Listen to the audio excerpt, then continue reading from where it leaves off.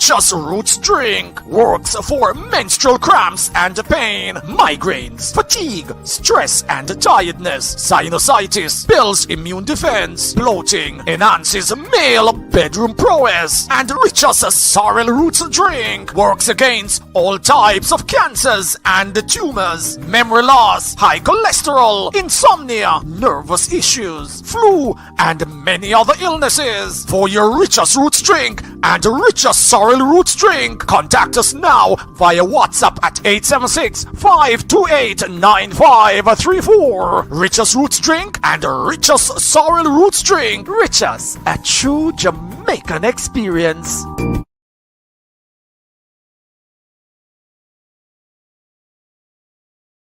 Your style and your flavor make the city rock. They must say the season come out with a bang.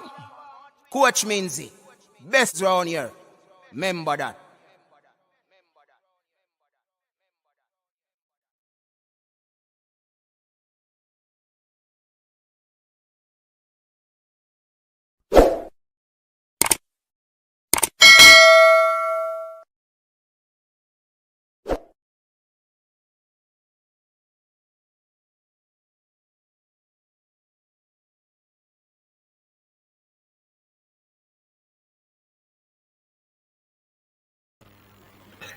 Well. Good evening, everyone. Welcome back to another episode of the Weekend TripleTreat. Yes, my people. Hoping they're doing well and everybody's doing all right. Well, I'm certain that the fans, the Reggae Boyz fans, aren't doing so well. They aren't pleased with what is happening in football. Yes. A lot of pain, a lot of hurt, a lot of unanswered questions, a lot of disappointments, a lot of feeling of being shoved aside. You know what I mean? It is what it is. But we are here to have a discussion on the matter. Yes, my people, we're here to have a discussion on the matter. And first and foremost, the link is already pinned. The numbers on the screen. You are free to call in and let your voice be heard. You understand? So the thing set up, people, for you to, share your opinion on the matter. But before we get into that, a humiliating 6-0 defeat. I know the team played for the very first time, some of the players. However, a defeat is still a defeat, right? 6-0 is humiliating. It doesn't matter if team is just being assembled, all of that. I can understand all of that. You know what I mean? So, it is still what it is. But wait, there are some underlying issues and factors that would have contributed to that. Nevertheless, it is still a defeat. All right? So just let me put that out there. Catalonia walked over us. Now, there is some amount of history. If you want to hear the history, there's some amount of history that is going to happen, and it is around the football. So, history being made as national under 15 girls called to camp. Yes, so 27 girls will report to camp at the UE Captain Burrell Training Center to continue preparation for the CONCACAF National Women's Under 15 tournament, which takes place in Tampa, Florida from July 31 to August 7, 2022. They will break camp on Sunday. For the first time in the history of Jamaica's football, a team will be directed by women only. The head coach and her assistant are former players Tashana Vincent and Alicia James. So, this is the history that has been created. So, Kimoy Harris for Port Antonio High,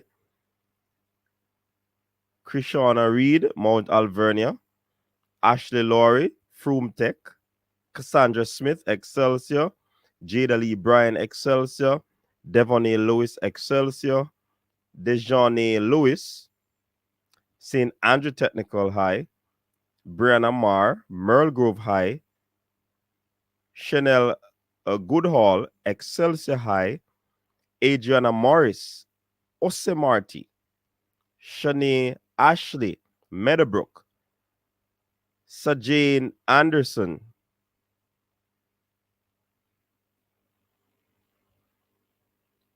Garvey Maceo, Italia Robinson, Camperdown, Bianca McDonald, Camperdown, Destiny Powell, Excelsior High, Jennifer Williams, Excelsior High, Shiona Ashman, Pembroke Hall, Shante James, Yallas High, Lacey Phillips, Central High, Janelle Rose, Seaforth High, Jamara Jones, Titchfield High, Dejournay Smith, Vere Technical, Felicia Ferguson, Mushat High, Rashawn Gordon, Mushat High, Elizabeth Miller, St. Jago High, Cherise Jameson, Norman Manley High, Chrisan Tomlinson, St.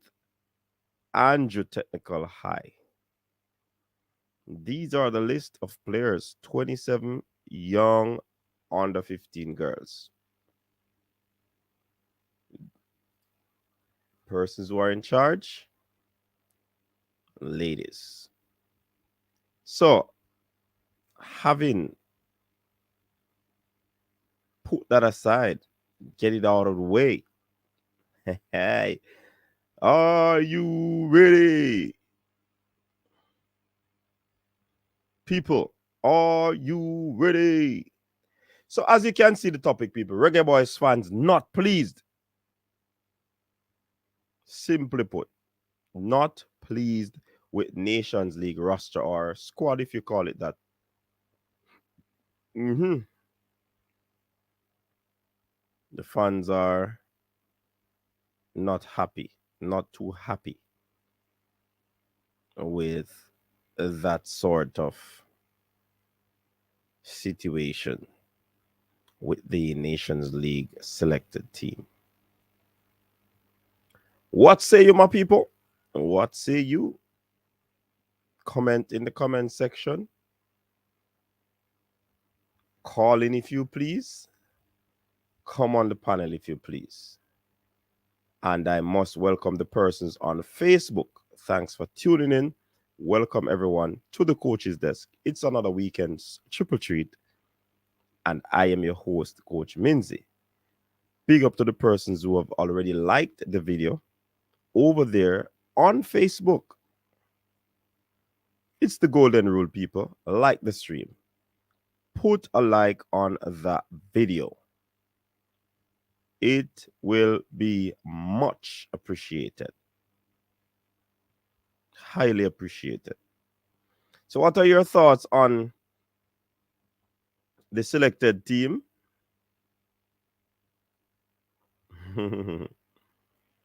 The U15. What are your thoughts on the coaches?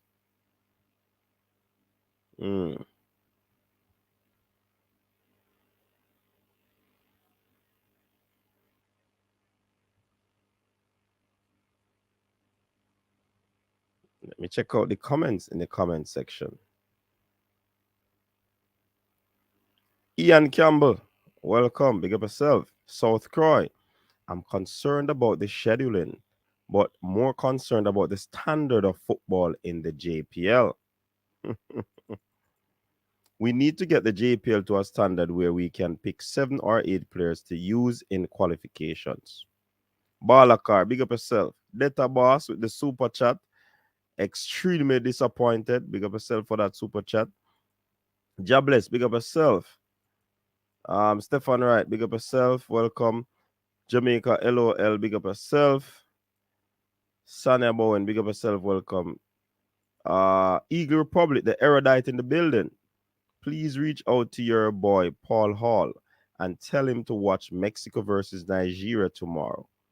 This brother Paul Hall is starting to look like Such Man version 2.0. If I laugh, I pop up. That's a famous Jamaican saying. Pagan, not happy CD. When me talk, people say me not rate UK player. Same thing me a talk about happen. Talk to us, Balakar. Call in and talk to us, Balakar. Conrad Smith, welcome. Um, Big CLO, everything must go. Get some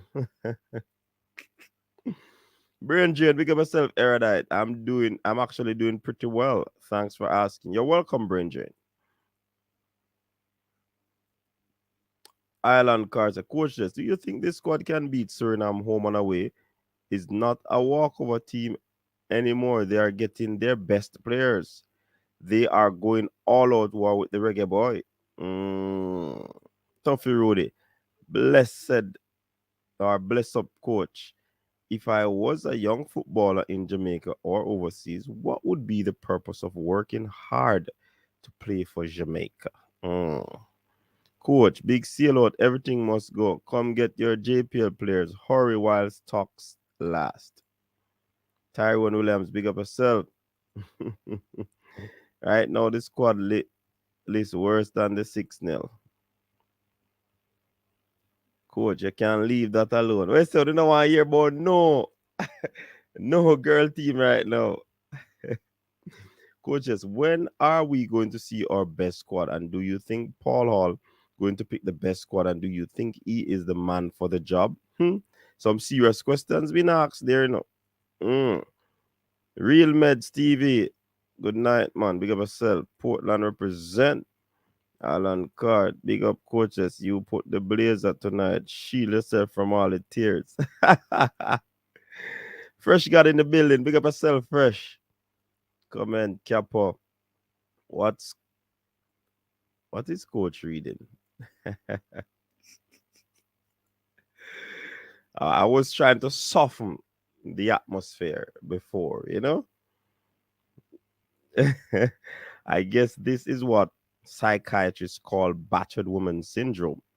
I guess the more the JFF beats up the fans, that proves that the JFF loves the fans. The JFF 20-man shop window squad is on display. Sanya from Jamaica, you know, right? It's 4 likes we have here. We need to do better. Really? 4 likes? How I go on? Yeah, ball. Hold on. Away phone there. Charger. How me fi do that, man? Ball car. Hold on. I'm gonna get the phone. Where me I go out with, man? I know me leave something in a star. Okay. Give me a second.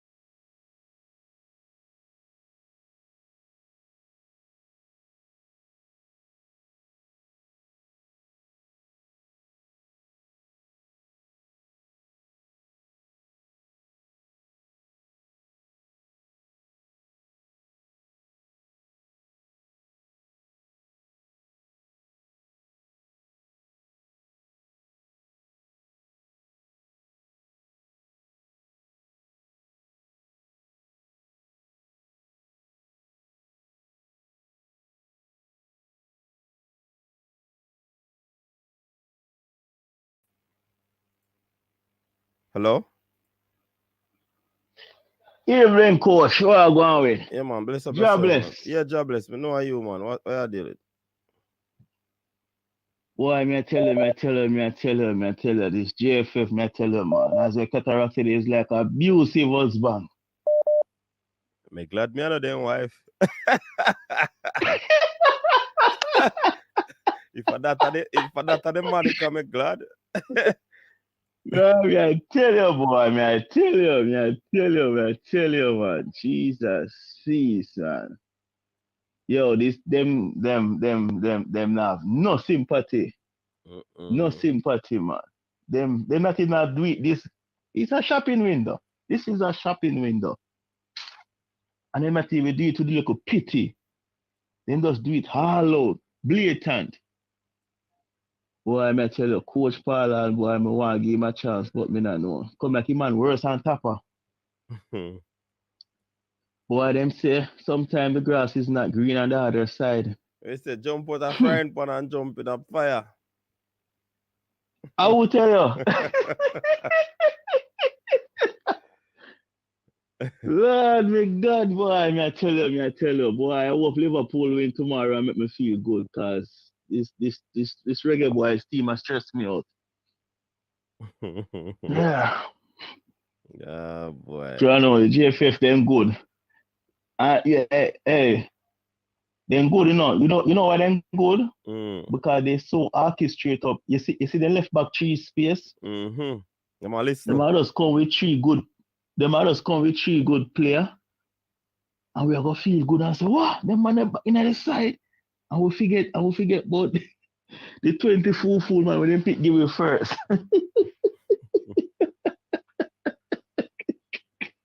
Man, them I use PS style, power. PS style. So them just they are listen now, and see say the fans mad. And I just put it and I'll give 1-2 player who feel good about and calm with them and take off for full. Yeah. Sure no start. Why coach me tell you. And I want easy thing for be a Jamaican or Reggae Boyz fan with this type of GFF, yeah. Not at all. Trust me. Why am I tell you? Why the man them stress you out, so? For what reason? What will do them? But I mean, I know. I spite them, I spite to hour. You just spite the fans hour. I can't believe I spite them, I spite the fans. It's just that probably administration. It's a simple. Listen, I can't believe that the JFF really doing these things to hurt the people. It would be ludicrous of them. You understand? That don't make no sense to me.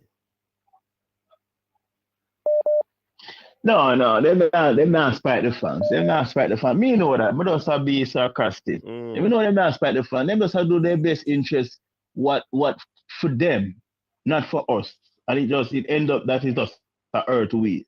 Remember, me do a stream and tell them say, no matter what we say, no JFF not changing. Remember that stream there? Yeah, man. Me know, man. You're absolutely right, man. You're absolutely right, man. They are doing right things their way. Yeah, man. Plain and straight. Them not even do it on the sites now. They might do it brawl and bowling. Brawling. Boy, me detach myself from this Reggae Boy team. Cause me can't manage it. I go detach my emotion from this team, cause no sir. When me watch them, I go just watch them. You understand? Cause yeah, man, it's a disgrace. A 6 love there. I don't know what Paula say bring player for watch. Cause if you bring these man to the game and you not pick them, Jordan Cousin, you bring him to look on him, you not pick him, not see them in the team. How can that team this man pick?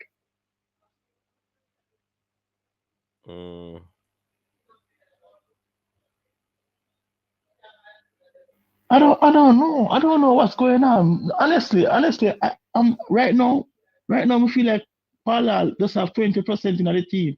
A GFF I pick the team 80%. That's how it look to me. It a prove. It a go in that direction there to me.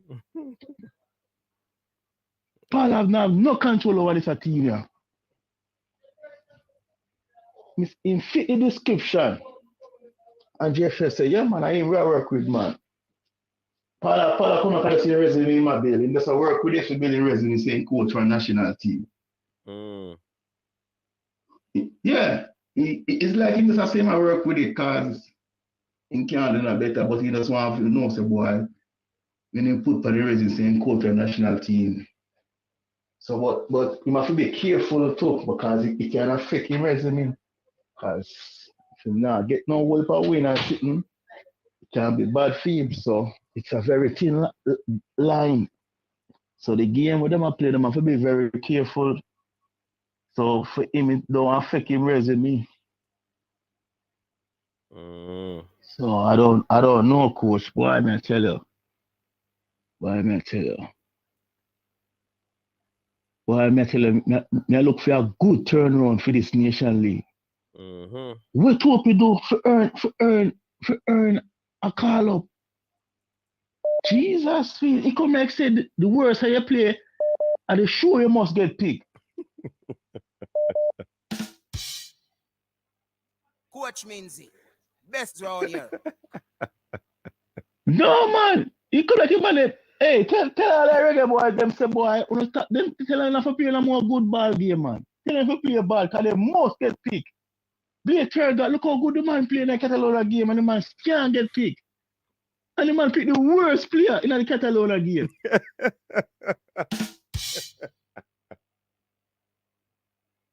No man. They don't want to go to Bellevue. Something wrong with them. Johnny was tired. No man, Chano stop. It disgraceful, you know, man. It disgraceful. They must have said something wrong with Jamaican. They said something do it. Not really read Jamaican. Yeah, man. Not really read Jamaican till the GFF on the wall of them. Cause, you know, me not know. He come back to the government have to step in. Coach, he come back to the program need for this mantle and GFF just suspend way. Yeah, man. Me could miss the game. Because sometimes if you want good nose off the road, me could miss it, man. Me could miss it, man. GFF just suspend way and done, man. I know. So Yeah, man. Right now, I will put a ball in there not go on. That happen. Yeah, man. I what we do right now. No ball will help on the squad there. Boy, ball a Boy, car. I bet you want ball. Ball a car, call out the line. Make Balaka just go away, man, because in Bala night. Balaka good right now, you know, because he in Bala night in a team. So Balaka just come off, stay off fire line. Because trust me, right now, I better go ball and know say in the future we can see a change. Just the FIFA fi suspend them. God no. John no. Me can't do without some ball right now. Cause every time now a pressure. We'd have less pressure, you know. If just if FIFA suspend them, you know, because with them do to it, I headache. They might give you high blood pressure, they might give you. So make we build ourselves and feel good. FIFA don't suspend them and dash everybody and rebuild back the thing. Trust me. What do you think, coach? What do you think? Why? You know what? Me soon well, trust me, you know, give my opinion, man. I don't know wait. I soon get it. You know, I forget good, you know. We forgot you one phase, you know. I'm gonna feel like say we forgot through that phase then. No, FIFA for us suspend them and we just go through that phase there. And we just rebuild from bottom. How we can't. There's no hope no more. It's done. We take the part that was the hope, but there's no hope. The football mash up, the football program mash up, coach. It mash up, it's done. It's done. We don't have no more hope. I just blood pressure we ever get. More and more. I mean I get no. Because we now qualify for World Cup. Because Suriname them super team away power. Because everybody are come hard that way. Because everybody wants something name power way. Catalonia, at this Catalonia, everybody come out, text them out to see a decent Jamaica team. When the man them look, I want to look a Corrigo team, the man them pick up saying go Catalonia. At this the people them. After the people them give them so much money. To invite them for a good decent ball game. You can go play Spain B team and bring them to go. Jesus, hey, the man them show off Hutchinson in the deep end for shouting, you know what I mean? What a wicked people there, man. I set up a youth them, you know, man. Lucky boy there, set up a young youth them, you know, man. Sure. And I say you bring in a little young youth in a team, man. You demotivate them. Coach, I don't say your bloody young youth will just come in our team for your first time. You just go throw them off in a deep end. Coach, you know what? Big up yourself, you know. I don't want some woman officer on this phone and on the line for the live, you know. So you know what? But I'm gonna come and fight. I'm gonna listen to you. Yeah, man. Big up everybody. Big up yourself. Big up yourself. Alright, cool. Brain Drain, big up yourself, Brain Drain. Any Jamaican squad will beat up Suriname. Alright. Brain Drain, we still have a previous comment, you know, about admission was made. But only one side of the admission a year. Talking next part, man. Richie Balakar. Who we call her this call? Jobless, man. Jobless. From over Canada. See, Jobless is stay Canada and back Canada. And love Jamaican team alone. Why? You see me? You ever go on now, coach? The brother come on the program and the brother not to come on the program and say, boy, I wonder if the player them will Paul call, then turn down the call. You understand me?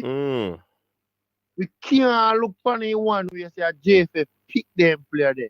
What if I call the player them and the player them turn it down? No baller now go on no vacation and come off of them vacation too early. Bobby Reed and the whole of man them in the island but vacation. That me I say Balakar. So people, make we listen to what Balakar is saying because the argument it might seem like on the take Balakar for clone, but how comes the man is that one or two things, you know? The man then decides to then now come off on a vacation or they weren't called. So now that me I say, coach, we can't look for the one way and say a JFF pick the squad there. As much as Paul Hall, me no feel say Paul Hall go make them foolish mistake a coach. Me feel say the man call some players and the players them say they can't make it. I'm go say something to you now. Costa Rica call up one of them player. Panama call up one. Him and them not depend no vacation. If Rhyme Sterling them not go on no vacation, who's Bobby Reed and Antonio them to say then them go on vacation, coach. But hold on, Balakar. Hold on. You're treading on some serious waters, you know. Hold on. Coach. Hold on no. Bobby Ravel Morris' season done. Leon Bailey season done. Rolando Aarons. Shamar Nicholson is back and he still have games. Should he have a final and then him no want vacation. Amari Bell there. Kaim Paris there. Junior Fleming's there. Jamal Lowe there. Yeah. So the argument there about vacation and thing, you know, to understand the vacation there because I don't know. I don't know at all. Coach, me feel say Paul Hall call up some player and the man them turn it down because they on a vacation. If man them take Jamaica football for pan. And we dey look and some people look on the wrong way, say JFF call up.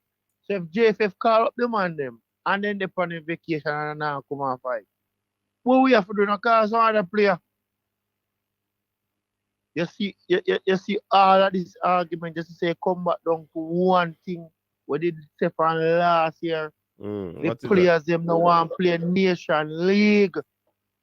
But man, hey, no, hold on. Man did get caught when we got well, a man can't say anything, but they were asked in interview, will they be available for interview? You hear the man they say? I will be available once selected. So, I don't know. Yeah, all right. You're Tennessee, they say, oh, me know that. So, oh, you know, say, JFF no call him man them. You see what I say, coach? The man them a put the thing for one way and now look on the both way. Me no rate JFF and me no back JFF. But we have to look on the both way. We can't look on the one way and say, right, a JFF no call him man them. Oh, and her. So we are so hold on a Balakar. We have two speculation. Yeah. JFF no call him on them because we no hear nothing from them, you know. If proofs are that, you know. Or the man they get called and no come. And we all right. And so we don't know that either. Let us look on it on both ends of the spectrum. We now make it easy for no JFF for 2 years Giovanni. 2 years we have to look on it. 2 years. Is either them not call them or then call them. Two things can happen, you know.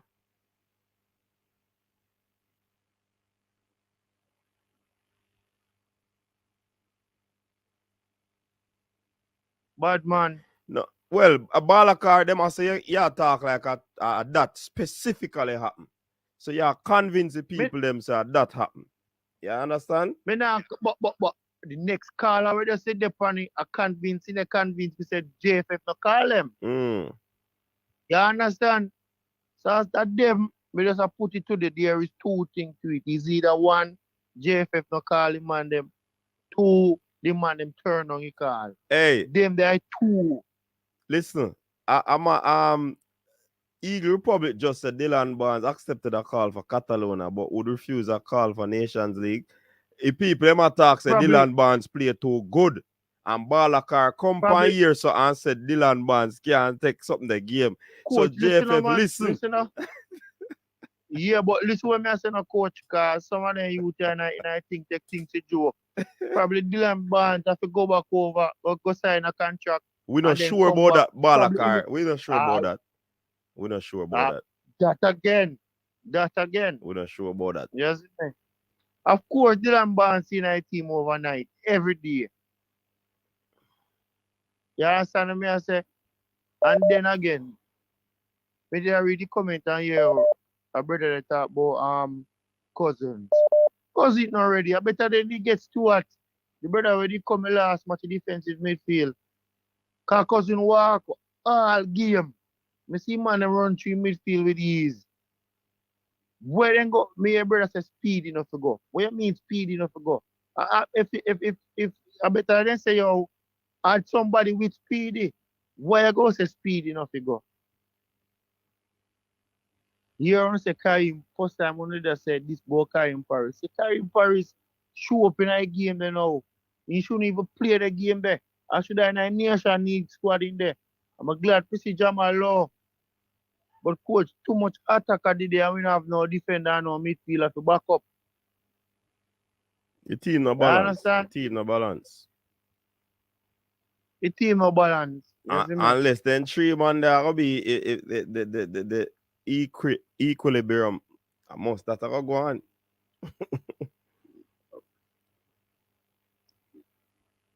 So this youth Ricardo Irons, I wish team in play for car. But you know watch the ball then, Balakar. The 1 year that the ball then not play, coach. Who not play for 1 year? You see him Irons, which team in play for? Go and go do your research, man. I know me not tell you though. And others feeling play for. Yeah, so yeah, say 1 year in play. So you check his stats. Good stats. The man play in If a him league. play, Yeah, him with the play. ask or something, coach. So no answer you, brother. so All no right, answer me now, answer you. coach. I'm certain I 1 year in a play ball for. Does that matter right now?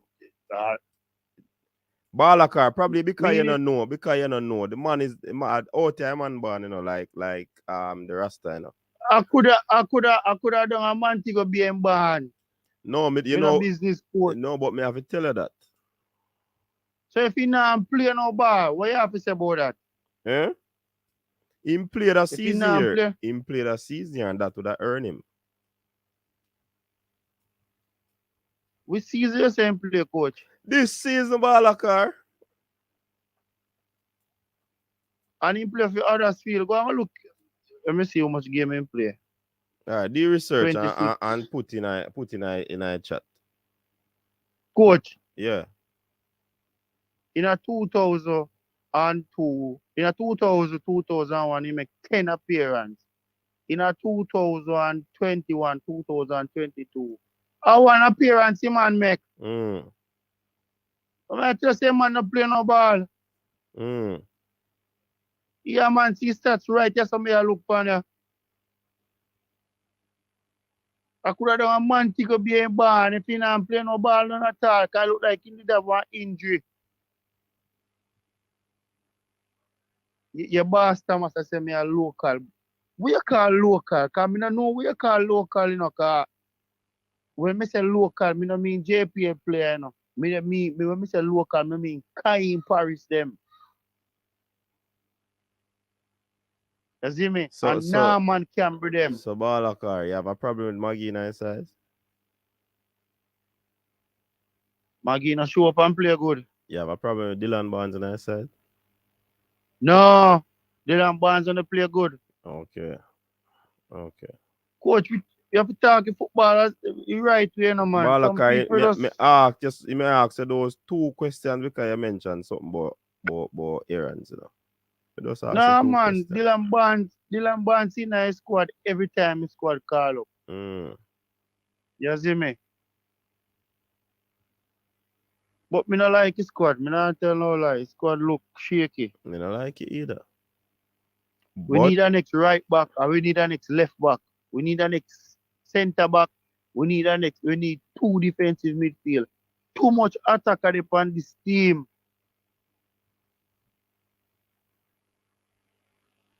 You understand me? I say but somebody can get left. 3 We are spots talk 3 about that spots coach. leave still enough. So this probably be a ploy as Jobless say. When the fans them start talk, you know, Coach, the addition will be made of persons that are mentioned.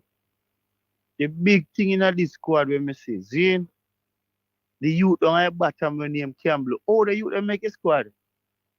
Kenry Campbell. The man can't tackle none at all, you know. All you can run past him. He can't defend. So how that them now, sir? But we can run past you too. Pass who? Yo. Forward me play, man. So me not can run past you. Not defender. Not sure about that one still, you know. What kind of injury Ibala them have for the Ibala them? Why Antonio them not there? Yeah, me don't The know. man them to get call up coach. They must say Pinnock injured. Pinnock injury is a minor injury, right? Is this a serious injury when can't play no ball? I don't know. You understand me? Liam Bailey injured for last 5 matches for Aston Villa. And Liam Bailey there Jamaica and go play in a national team. And nobody can tell me say Liam Bailey never dey play for Aston Villa because the ball make 18 appearances. And the rest of the appearance them we no make because he injured. So we need to stop talk bias and talk the right thing, you see me? The man them say Topi no fi in a team. Nah tell no lie coach. Topi have a bad game against Catalonia. Bridging. But, me still not that's a Topi. Why? Me don't know. Brethren, you saw the man play, brethren? But the next you will play on our back with him not play much better than him. And nobody now bash that the youth there. Me see my Let me tell walk you in the a problem game. me have with Tope. And ball, if you listen, don't take it personal. You just play ball slow. You just play ball slow. You understand? You play ball slow. And if you're defender, well, I mean, I don't know. And him have some advantages where very good. Well, him height is And he good. can pass the ball good. Him can pass the ball. But separate and apart from that, Probably need to go work on that then. Right? me not trust Tope, honestly. Because of his slowness. But coach, one defender we have one one central defender we have fast, you know. One, you know. And a Damian Low, you know. One single one. And all right, based on how this team structured, right? A three then go use a We are back. gonna use 3 defenders. Damian Low, Richard King, and who? Tope or Amari Bell. Or him not or him not gonna use or him not gonna use 3 back, but him not gonna use 4 back. Oh, this thing I gonna set up. Amari Bell and Javian Brown. Coach, we say we need one next right back to, you know.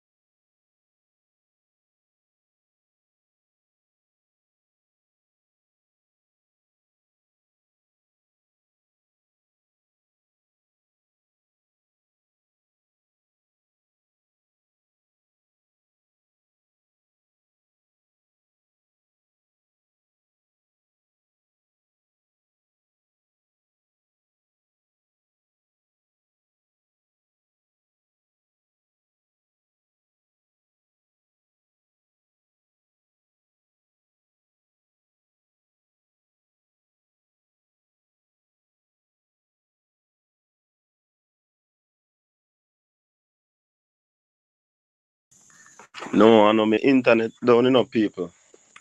I'm back. There's a blackout in my area. Place black like a midnight. You know, me get a notification from my phone. So there's gonna be an emergency blackout. But I thought it was for tomorrow.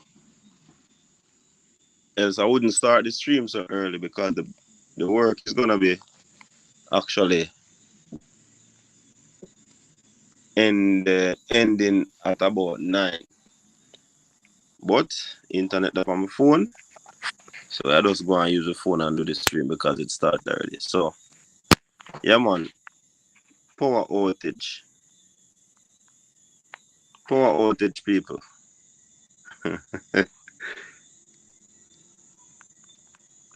Alright, so Baller card did say a lot of things, but I can't go answer. Because that other phone they don't have no internet. That one was connected to the Wi-Fi, so.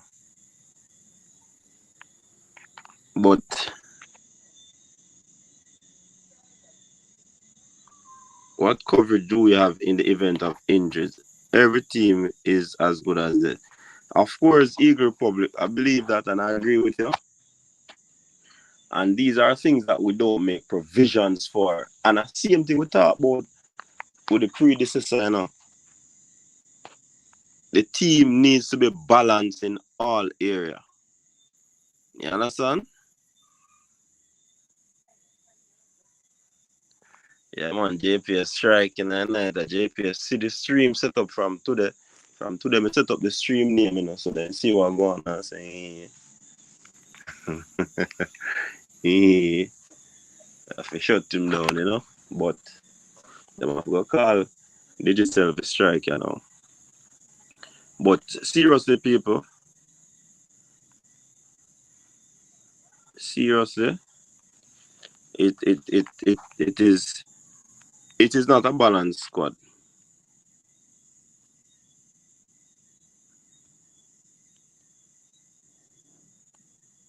Yeah, man, it is what it is, cranky, and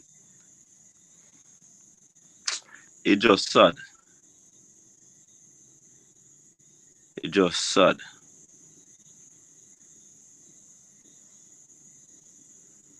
Understand? And if you notice, you know, people, the team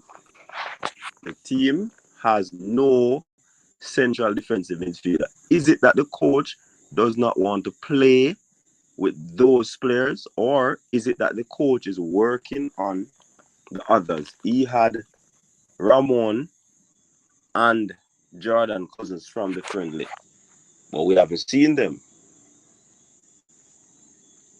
We have not seen them. So how will this all go? Huh? How is this going to work?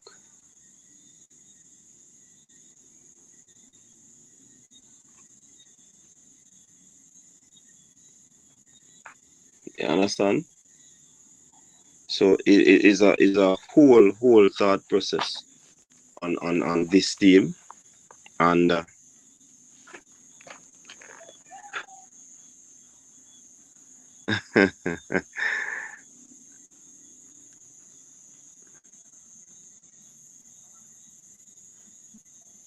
yes, Cranky, I think so.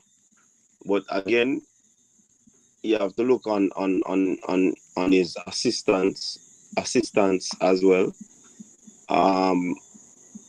How much role do they play in the selection as well?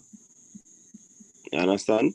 So I believe, unlike other people say, I know Paul or the team, I believe otherwise. Even if it's not him, his assistants come into play. So if them can't help him, then something must be wrong. You understand?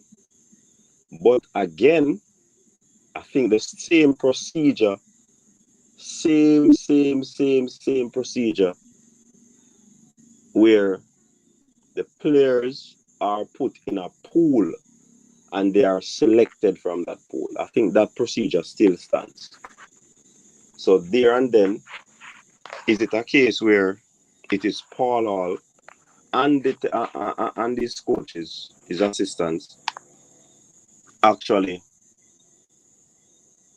identify new players? Joel Latibodier, who identified him? Omar Hutchinson, who identified him? It had it Corey, all these new players that came in. Who scouted those players? You understand? So some amount of scouting is taking place. But who? Is it the JFF? Is it Paul Hall? Is it the technical committee scouting these players and putting them in a pool for the coach to select and see if they are good enough to work in his system? These are the things that I look at.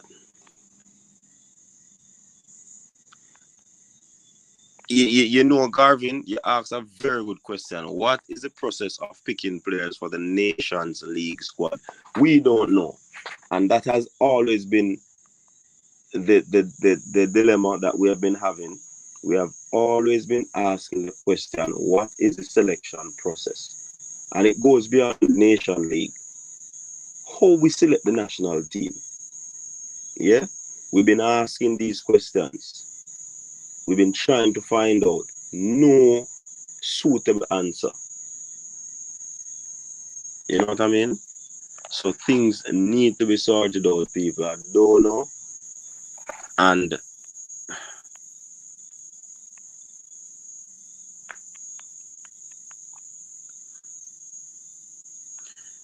Fresh God says, Stan Cranky, I believe Paul Hall selected his team. You think so too? Without a doubt.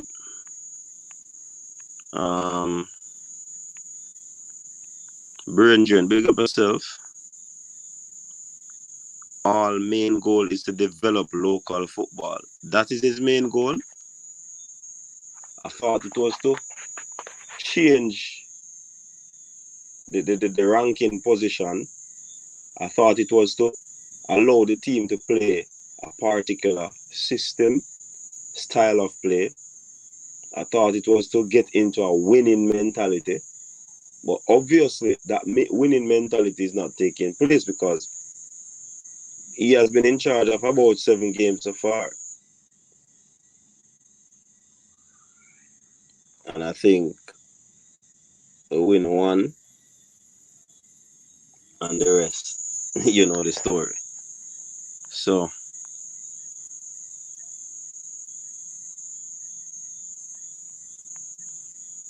Paul Hall did the scouting.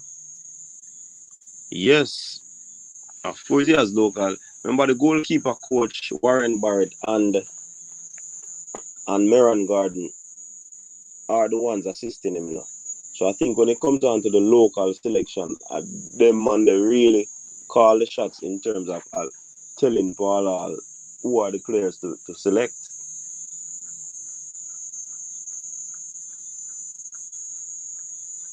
You know what I mean? I think that's how it goes.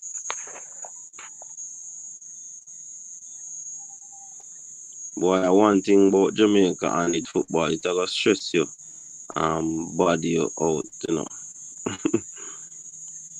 Paul Hall is not scouting any player. Wow, somebody Damien is saying that Paul Hall do not scouting. Coach, if you listen to his narrative, he is very focused on playing locally developed players. Fans don't mind this, but want players to be at the desired level when selected. Yeah, and that is the problem he's having. Not everybody he selects. The selection process is as follows: play bad and you get picked. Fitzroy simply recurring players. Recurring, I don't understand that.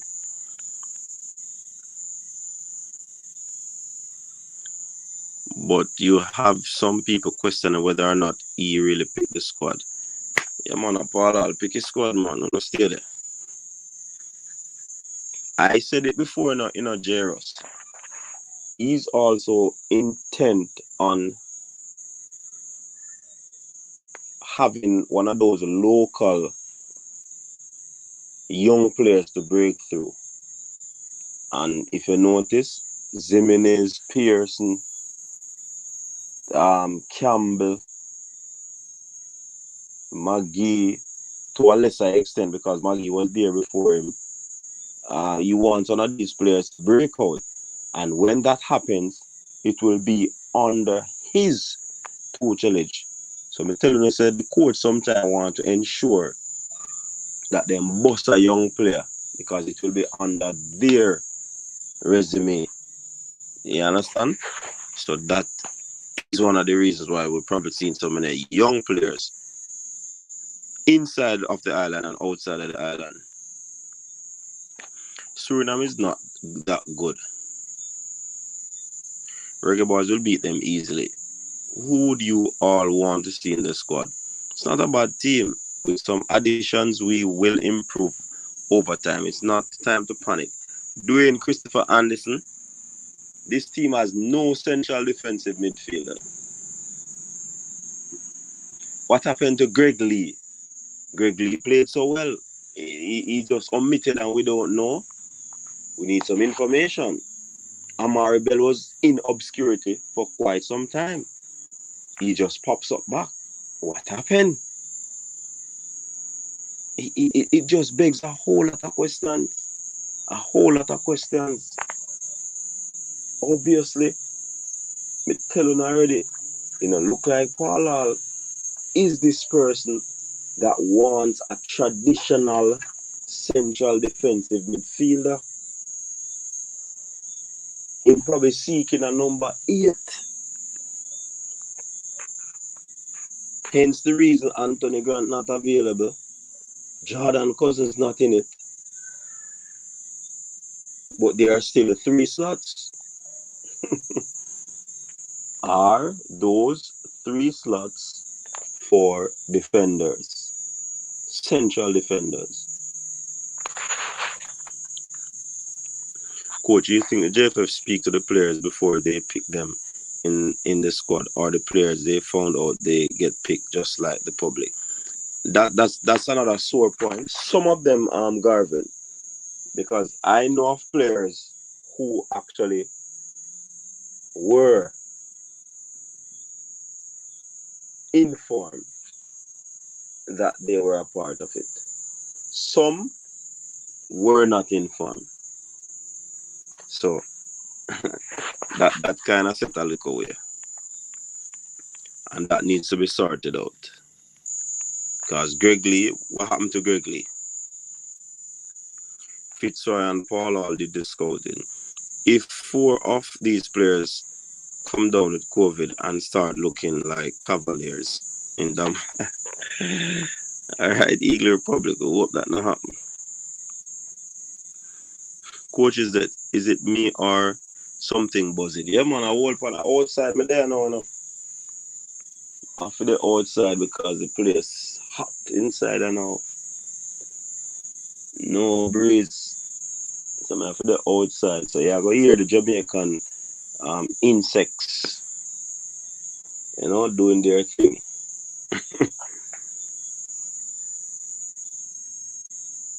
Gail Milligan, baller car not making any sense. Coach them cricket, the one dead man. I can't get the thing them, man. And them I keep my company right now on the outside. Let me see if I put in headset, it will look better.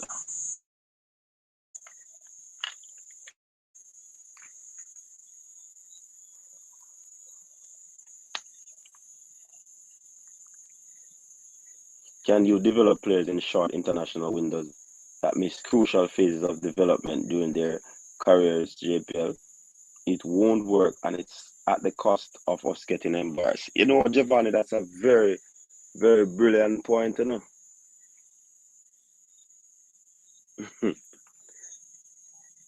So, again, this come around, the national team is used to develop players.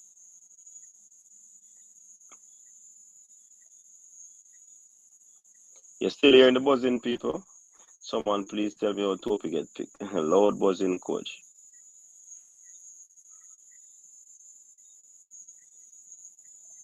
Gunman Security said, Coach, Paul Hall have to sit down in the stand and watch JPL game to know who to pick. If try simply do a lot of scouting. Nicholas Burnett, do we know if Maggie hand is broken? No, we don't know.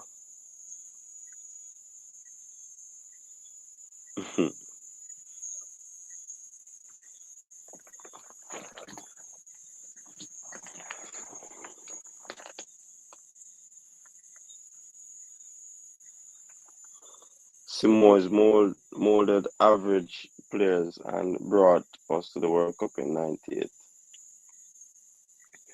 Coach, he along with the JFF is trying to recreate '98 in some ways. He wants another baby, but that not in his main goal as the head coach. And let me hear a little thing that was said, You see, getting into Europe for those players, especially into England, was very much easier than now. So I want people to stop really make the comparison. Because a lot more footballers are out there now, in terms of quality players. People hardly go outside now. A generation for Jamaica went and go to England. I mean, do we expect every generation to be going? Remember, life is a cycle.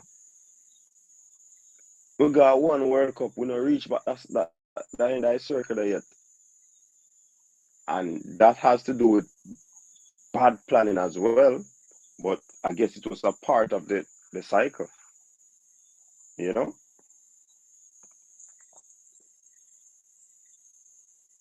Crickets that sound like Duppy cried. hear the AI talk about Duppy. So Brendan, you afraid of dead man?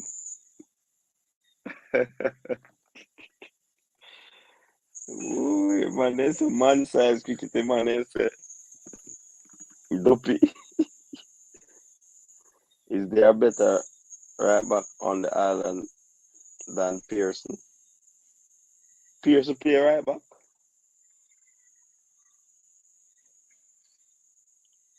I'm tired of whosoever pick them side there, God no. So hold on there. Is Suriname alone we playing? We're playing Suriname twice before we play Mexico. Greg Lee was on vacation in Catalonia watching car races.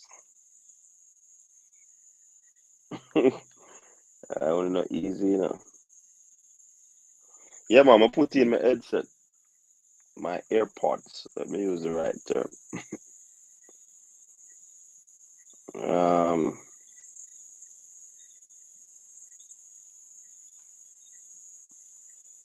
Coach, these questions for Paul must be raised in a press conference. It's like but a long time. I don't get in a no press conference, brother. I hear about press conference them after, the last 2 we keep, I hear about them, So, ensure so me try getting the next one, man. Mr. J said Greg is on vacation.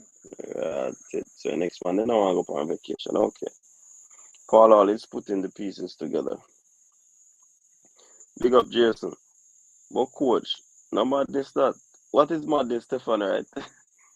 Full time realized 98 was 23 years ago. We can't skip over proven overseas players for unproven local players. It makes zero sense. When Paul Hall come on board, he says if you're not playing at your club, you're going to get selected. That mean he lying. Yes, Conrad, thanks for reminding us of that. Hey, I may have all of the notes written down. You have to be playing at the club regularly. You have to be on top form. And he mentioned the big C. So make we look through the squad. Every man in our squad I play for them club regularly. A joke thing this. So me telling you, Paul Hall is the media wizard.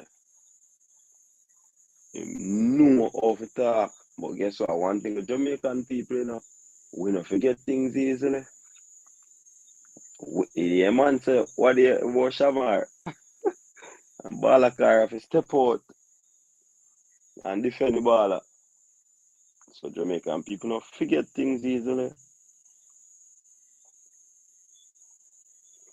One striker, no defender. The technical committee on the street is the one picking the players. Paul Hall is being held hostage as the interim coach. Speed is one who recommends Paul Hall as coach. Oh boy.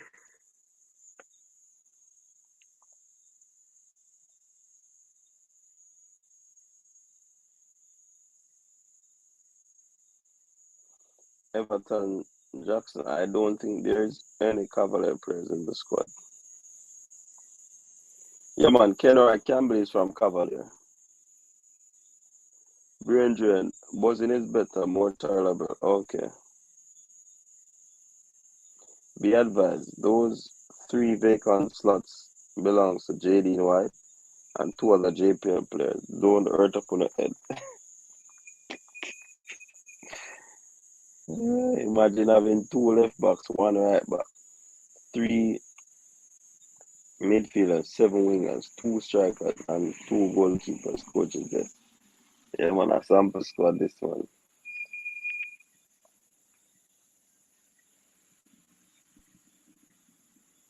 Rob Smith said, we see the man I watch racing while we get 6. We get toys. Here we go again.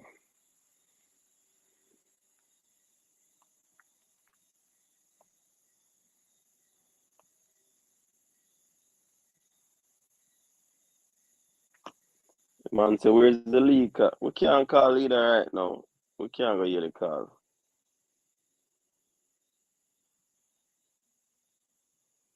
Coach football move and develop long past 90. This time we stop looking back on. Yeah, every time we are talk about 98, 98. People, you see the methods and the strategy that separate and other companies, the banking sector, they were using 1998. Are they using it now? No. Because if they are using it now, then probably their business would not have been booming. So we need to use and create new strategies, man, and stop talk about 98, 98, 98. This working at 98. What working at 98 now working at 2022. If you are growing a child, you think when you're, let me ask you this. All the people that talk about 1998, when you were growing up, your mother used a certain strategy upon you. Right now, you have your children. Do you use your parents' strategy? Even if you use, you realize it now work. So you have to revert to the new method now. I'm gonna stop talking about 98, man. It is good that we qualified for 98, but the onus is on now is to find new strategies to qualify for another World Cup in this time.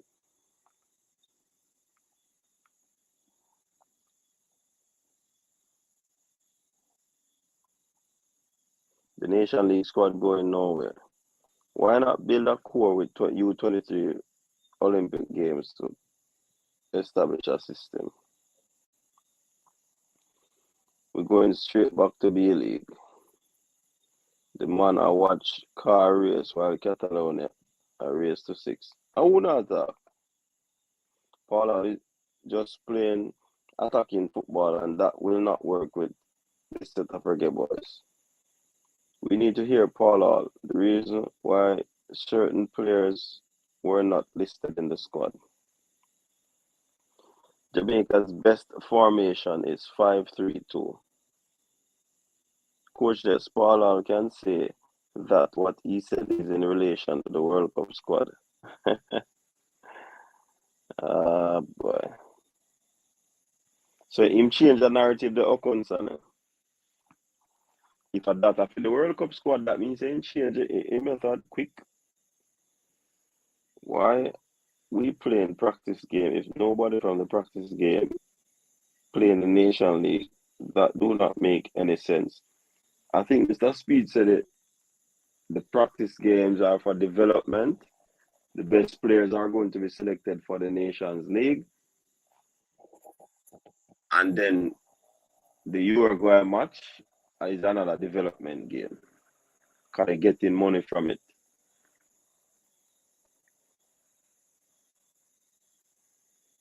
I remember Tope Fleming's Paris are from the Catalonia game.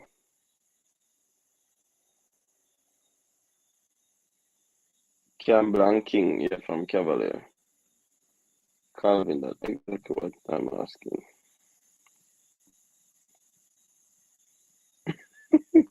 Birdman Security is saying, who can tell I like black people? We have half an hour before the light return, people. So hopefully they stay true to them word and we can jump on back on the television screen. Ian Campbell said JPL players for sale for the low price of US 99,999. Buy one and get one free. Players will be on display at the Nations League. But where JPL play them in at the Nations League then? Come on, Ian. Kenroy, Amal, Tope, Kenroy, Amal, Tope, King, who else?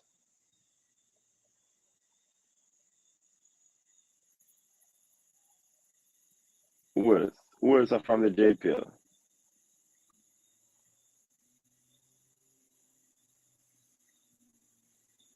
Did I miss anybody? Come on, man.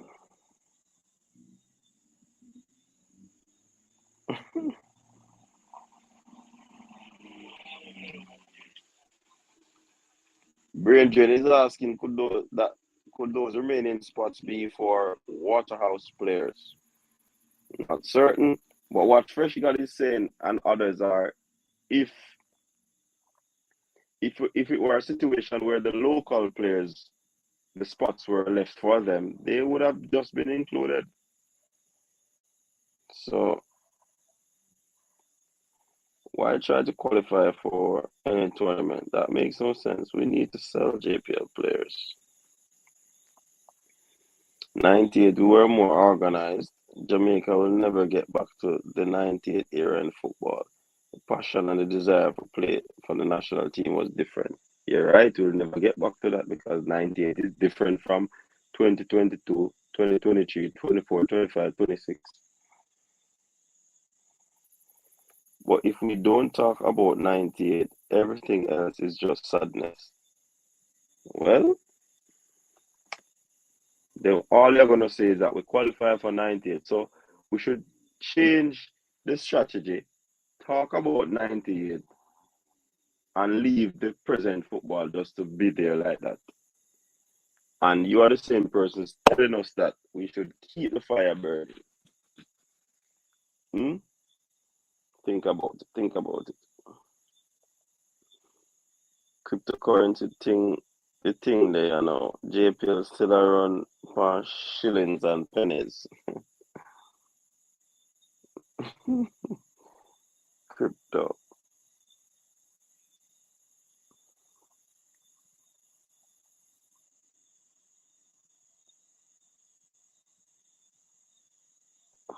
What do you think about the players that Paul Hall and Fitzroy are trying to recruit?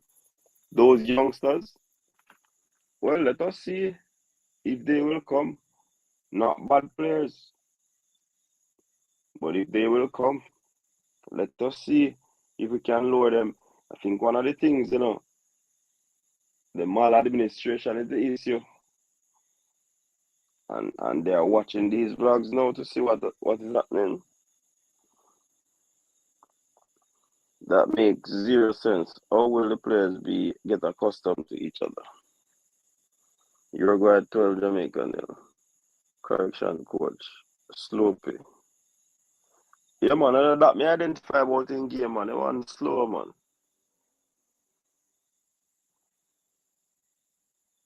Hey, Tope, no disrespect again.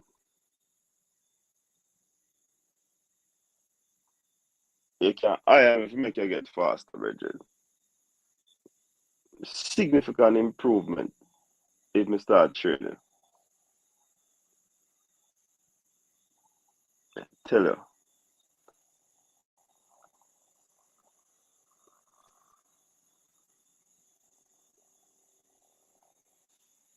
I would this jump on and all.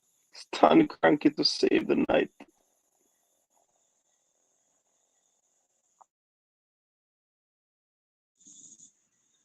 So, Coach, Maggie, half hour till you like come back.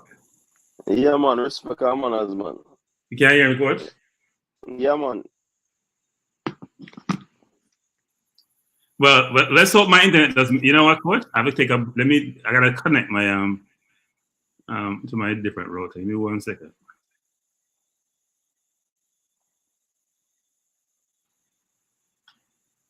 It's about, hold on. Good now, Coach. Can you hear me? Yeah. Coach, can you hear me? No, man, me some corner leg out the Seem road. to have a delay now.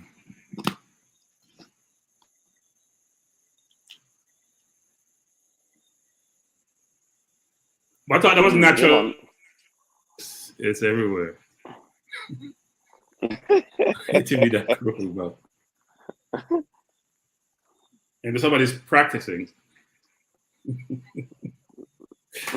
you know, easy, no cranky. Hey, brain drain, I said, how much percentage of phone and we're pulling at 3%. It's yellow now, brain drain. But Coach, I thought we agreed you would have a backup, your battery. Coach, I thought we agreed you'd have a battery for your phone. Me not get it. Me not get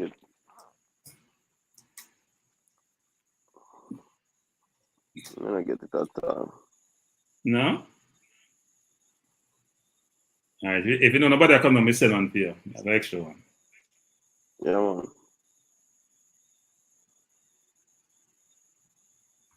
Kyle, no say come on the match, man. So, Coach, I hear the conversation tonight about the squad. Mm-hmm. I don't know, Kyle.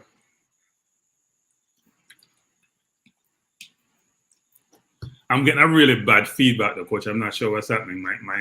I'm hearing myself in a delayed form, so I'm not sure what's happening. No, you keep talking, man.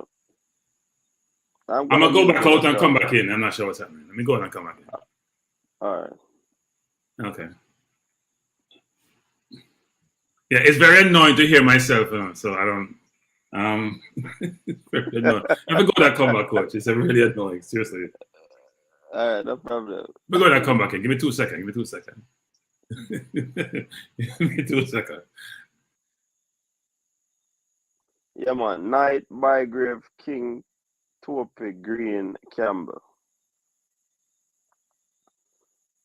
Cavalier couldn't make it in the club championship. Their players should be in the national team. Jamaica football is totally disgusting and hopeless. Changes are needed now. Rolando Aarons did not go to the match. Omar Hutchinson and others went and don't get picked. Yeah, that's a very good point, you know, Cornwell Ray. Boy, oh boy. Inaccuracy. The USL players must feel good. The JPL players taking their beating now. Rob Smith. So, coach, this is the way for local squad for practice. So, no gelling for the starting 11. Rolanda Aarons has a game tomorrow. But as something they're saying, Ray saying, how come the man no got a game and he get picked?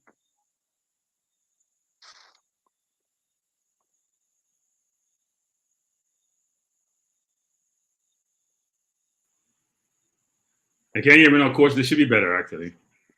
Yeah, man, I've been hearing, you know. No. What happened was I think my headphones were connected to my iPad, and I was watching the stream. I have to watch comments like brain drain comments, and my iPad versus picking up the computer. So I think I have it arranged now, hopefully. So I was saying before about the seem like there's not consensus in terms of a positive view on the squad that was selected. Yeah, that's what I'm getting. Yeah, people are not happy. And the question for people is, why are you not happy? Are you not happy because your favorite players weren't selected? Are you not happy because you don't like the quality of the players selected in your view? Are you not happy because you don't have a balance between overseas developed or base players and locally developed players? I'm curious as to the rationale why people are not happy, because we have had this conversation and this discourse around for a long time now, coach, for over a year now, about local developed versus overseas developed, and we've now changed it to be parishes to say we are all one, even though we may have remnants of that still remaining. So the question for people is, why are you not happy? I heard this question about balance of the squad, but is it that it's not balanced, or we believe we don't have enough? I'm gonna use my own terms: players with the requisite level quality, quality. But I don't want to use the word quality, coach. I'm very considerate now of players. I'm in that camp where sometimes we say players not good, they're not good enough, and I think sometimes it's belittling to the players. I want to use words like the level we're looking for and the competition we're going to play against. Those players are not at that level. I'm going to use more euphemism, coach, versus sort of denigrating the players. We can say the players are not at the right level without saying they're not good, because they're playing football at a certain level. Doesn't mean they're not good, but what we're looking for, just like your local teams, if you support the Premier League and the team, they're not at the level we're looking for, right? It's a better way to term it than say they're not good, because it's not good, make just you feel bad about yourself. So what George, like what George said, a 5 versus a 7. Yes. Or a 3 versus a 5. So it's different levels. Our NA versus a 5, yeah. Not applicable, because some players, I didn't watch a Catalonia game. Unfortunately, I was working, I was traveling. I was very upset that I couldn't see the game, but people tell me, even if I could watch it, don't watch it. So I believe it must be like they get Japan under 23 game where we just got totally annihilated. I was watching the first half. I'm going to stop watching. Okay. Well, Ian Campbell is saying, I am hungry with how our football is being managed. I think he's probably saying he's angry. Well, it could be hungry too. He need better management. Look, coach, I do think, look, if I was a JFF, and JFF, I know you watch this program sometime, or some of these programs. If I was a JFF, I try to emulate other nations who have been doing this for a long time, have done it well, absorb criticism well, are proactive in providing feedback and a perspective, so their audience, their fans can really understand what's transpiring, create more transparency. So what I mean by that? So for example, if I pick a team and I get some information, even without getting feedback about the team, I'm going to anticipate that fans may or may not like this team, or fans would have a different view of what players should be in the team. And if I have players in the team who are stalwarts, who are deemed to be players who we always want in the team, I'm going to try to explain to my audience why those players are not in the team. So players who play in football today play between, as you know, coach, between, say, June and May. It's a long season, right? Because players are going to probably go back early July to start doing the friendly games to make money for their teams before the season starts in August, at least for the Premier League. So the question is, the players need time off to recuperate, time with their family. There's time to, relax and get their mind clear, get their body right to come back to play. So some of those players may not be available. I may not make themselves available because they can't play football 24/7. But at a minimum, figure out what you want to communicate to your audience to impart to them the reason why certain players are not in the team. And when I look at the squad, especially given how we played against Catalonia and the defense we had, because we got 6. Now, getting 6 is not just based on your defense. So your defense is the entire 11-man squad. But your 4 or 5 defenders, your 4 defenders, your goalkeeper, plus your CDMs or CDM are the core to your defense. And my understanding is that Dylan Barnes kept well. So if Dylan Barnes kept well and we get 6, I hate to see what transpired in that game. So not a good thing. But I do think the JFF has to do a better job of communicating to the fans, to its audience, so we can get a view as to what is it there, what's the objective, what they're trying to accomplish. Exactly. What's the purpose? Because Stan Cranky, when you look at Greg Lee not being there, when you look at Mikel Antonio, when you look at Ethan Pino, I've been hearing that he's injured. But still, we need to get information. Liam Moore has been there. You know, some players who have been there, especially in the defensive side of things, they are not there. Midfield, what happened to Kevin Stewart? We brought in Jordan Cousins to look at him. Didn't he fit the bill? We need to know. Yeah, of course, it goes back to the whole communication issue, right? So if you have respect for your fans, respect for your supporters, you think about a company and their customers. You always want to reach out to your customers. You want to get feedback. You want to provide a perspective, not how your company is run, but how the product is, how the product works, how the company is doing. And I view us to be shareholders of the JFF, not in the literal sense, but figuratively. And therefore, we're paying customers, so they have an obligation. At least they should have an obligation to communicate with us. If you listen to Southgate, and we always use England as the basis or the benchmark about how we sort of think about these things, Southgate would explain to the media and to the general public his rationale for not selecting a Rashford or a Sancho. And he would always say he spoke to the players, right? So at least you're informed as to why not select a good example of Maddison, for example. He didn't select Maddison because you know what? He has other players in that position, and he don't manage with a great season. He had to make a decision between these players, right? At least we're informed, and we can disagree or agree, and but we get nothing. Yeah, no, there's no rationale. Nothing. There's no rationale behind the selections and all that. It just leaves the fans to ask a whole lot of questions, and those are questions that could have been avoided if the information was forthcoming. Yeah, and we speculate as to whether it was Paul Hall making a decision, whether it's his assistant making it, whether it's been influenced by members in the administration.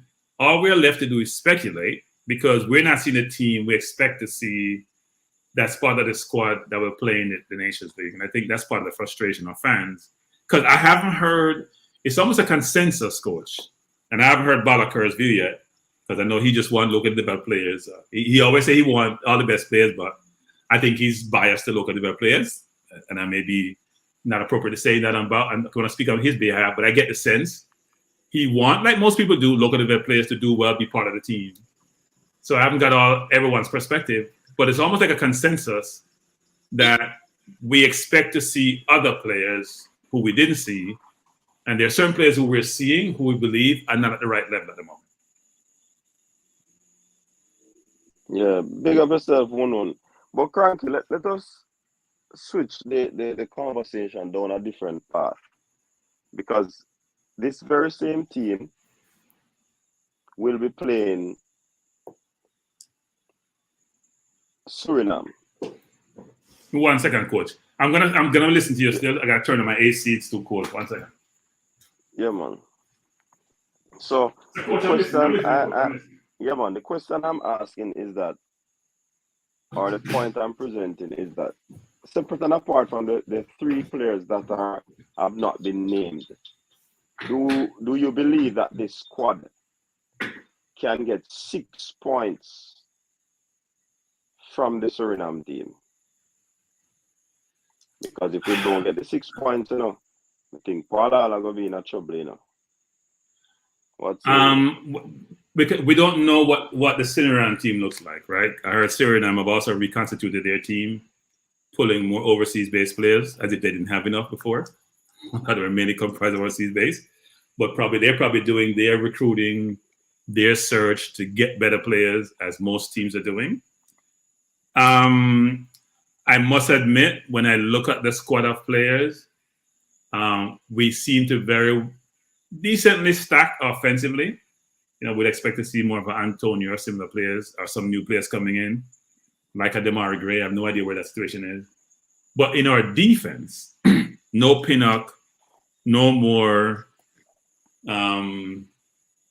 That makes it challenging because I'm not sure how we get confident with the center halves.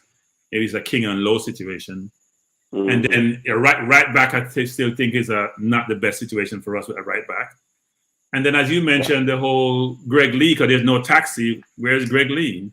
So in our 4 defenders who we expect to start, and given the list of defenders we have out there, I don't think people have the confidence. And I think that's where most of the challenge is.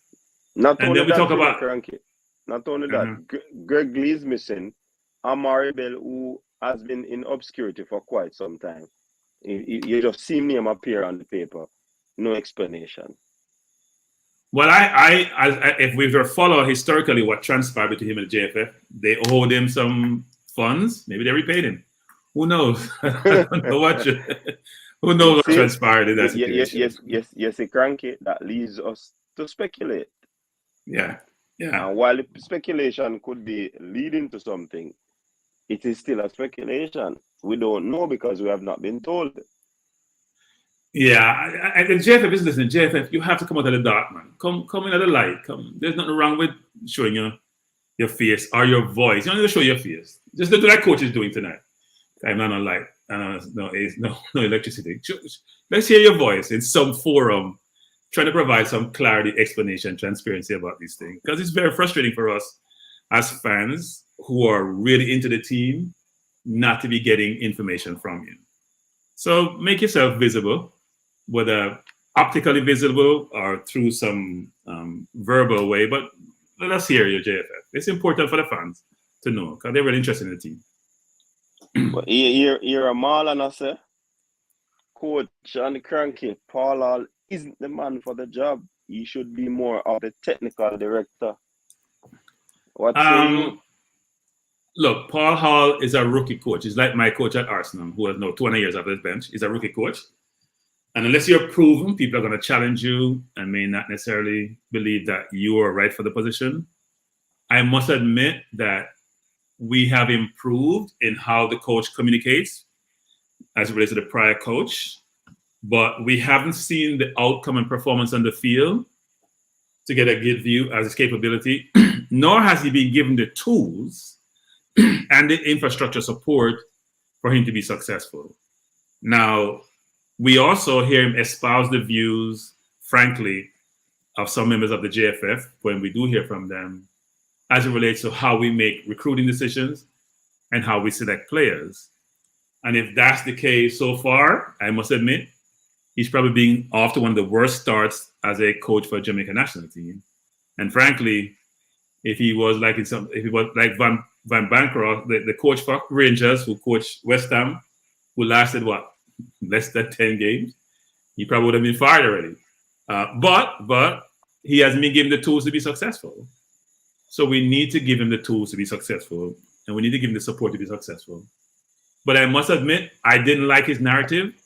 I think, Coach, on your program, I think I mentioned this a while back. I don't want to get credit for this, but I mentioned to you and Manningsman that I've never seen where Paul Hall recruited a player while he was assistant coach for the national team.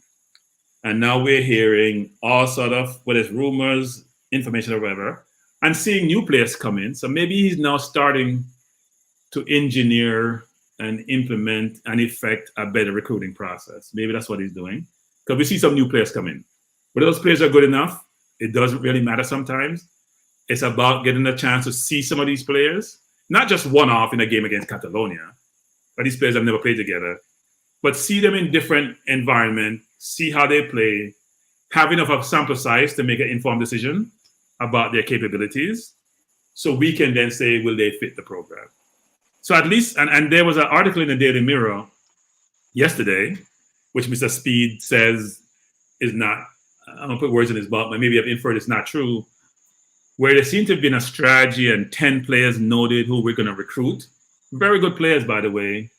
And that we have a strategy that we're employing and have people like Simpson being in the recruiting process to bring those players in. Now, I'm getting denial from sources, from Mr. Speed, frankly, so that suggests that article may not be true. But I must admit, the article was too specific in terms of players, in terms of the strategy, in terms of what they're going to be doing, for there not to be some credence to it. So if that's the case, then it may bode well for the future. As I said, the recruiting was mainly focused on 2026 versus what we're doing currently. Mm-hmm. And Wunun is agreeing that so far, Paul has shown he can coach. Off the pitch, he has good ideas, but on the pitch, rubbish. Yeah, and the question is that the coach or is that the players or is that the administration? I'm not going to say he can't coach because because when you look at it, there's a significant difference with how the team is playing now than when he was assistant. Yeah, I haven't seen the team enough. I mean, he's playing. Look, he wants to keep the ball. He probably is going to go more through the back. He probably wants to progress the ball well, play the ball through the line. I mean, there are a lot of things that he's trying to do, but you got to have the tools to do it, coach. Now, if you want to do a job, coach, you're a plumber, you don't have the tools, you can't fix the pipe, well enough. So you need the tools to really do to implement your system well. You need players to fit your system and have the right skill sets, right attributes for you to be successful. And the question is, do we have those players? So when you look at this team now, we expect to see a Roof, Antonio, Stewart, Moore, Pinnock, Lee. There's a bunch of players who we have got some confidence in. And even though our World Cup campaign was successful, we believe some of those players have those skill sets and attributes we're looking for. Now, we do see Bailey, and I think as someone mentioned earlier in the chat, Bailey has been injured for Aston Villa for quite a while. And by the way, I want to digress and say to Bailey's manager that him set people jealous because him players not injury prone. No, but the digress for a reason, which is when fans make certain comments, observation, doesn't mean that they're jealous. It means that it's their opinion and they're observing based on how they deem certain things. So Bailey has been injured quite a bit this season. I am very happy to see Bailey is back. I think Cataract is training with the under-20 teams or was at the facility training. We'd love to have Bailey in the side on a more regular basis. Bailey, players like Roof seem to have quite a bit of injuries, frankly. Antonio has to manage his body because he was always injured pulling muscle. So I think he's very cautious about when he plays and how much he's used by West Ham or how he put himself out because he gets pulled muscle pretty quickly or pretty often. Pinnock has been injured. Moore has been injured. So there's probably a reason why a number of these players haven't turned up. But again, coach, we haven't heard from the JFF.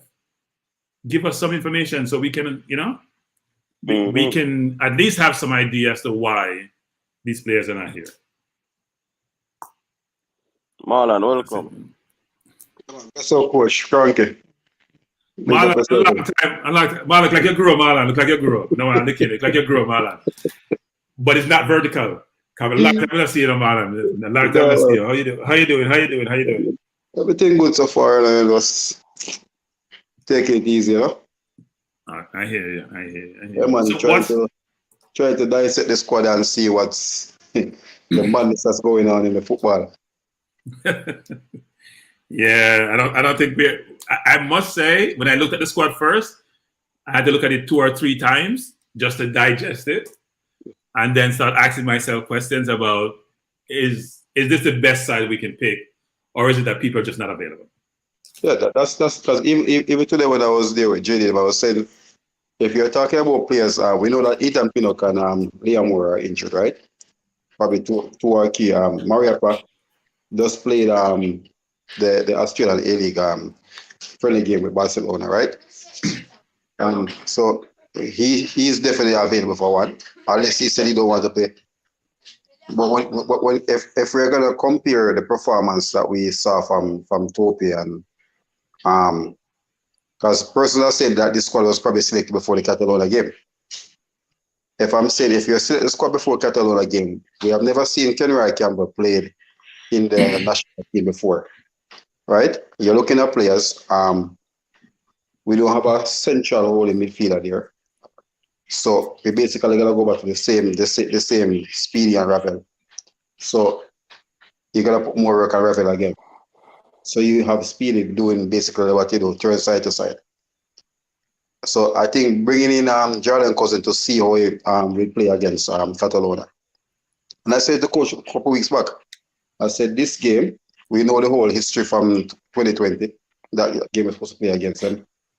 But personally, we're taking Catalonia and say, okay, guess what? You're just a little place in Spain. Currently, the 6-0 is a compliment. I said to the coach at CC a couple weeks back and said, guess what? I have write down 5 + 1 on this, and it's a 6. And I said to JD, JD, let's see the squad they name. Because this team, they don't score. Most of the team, I think Venezuela got away 2-1 from them in 2019.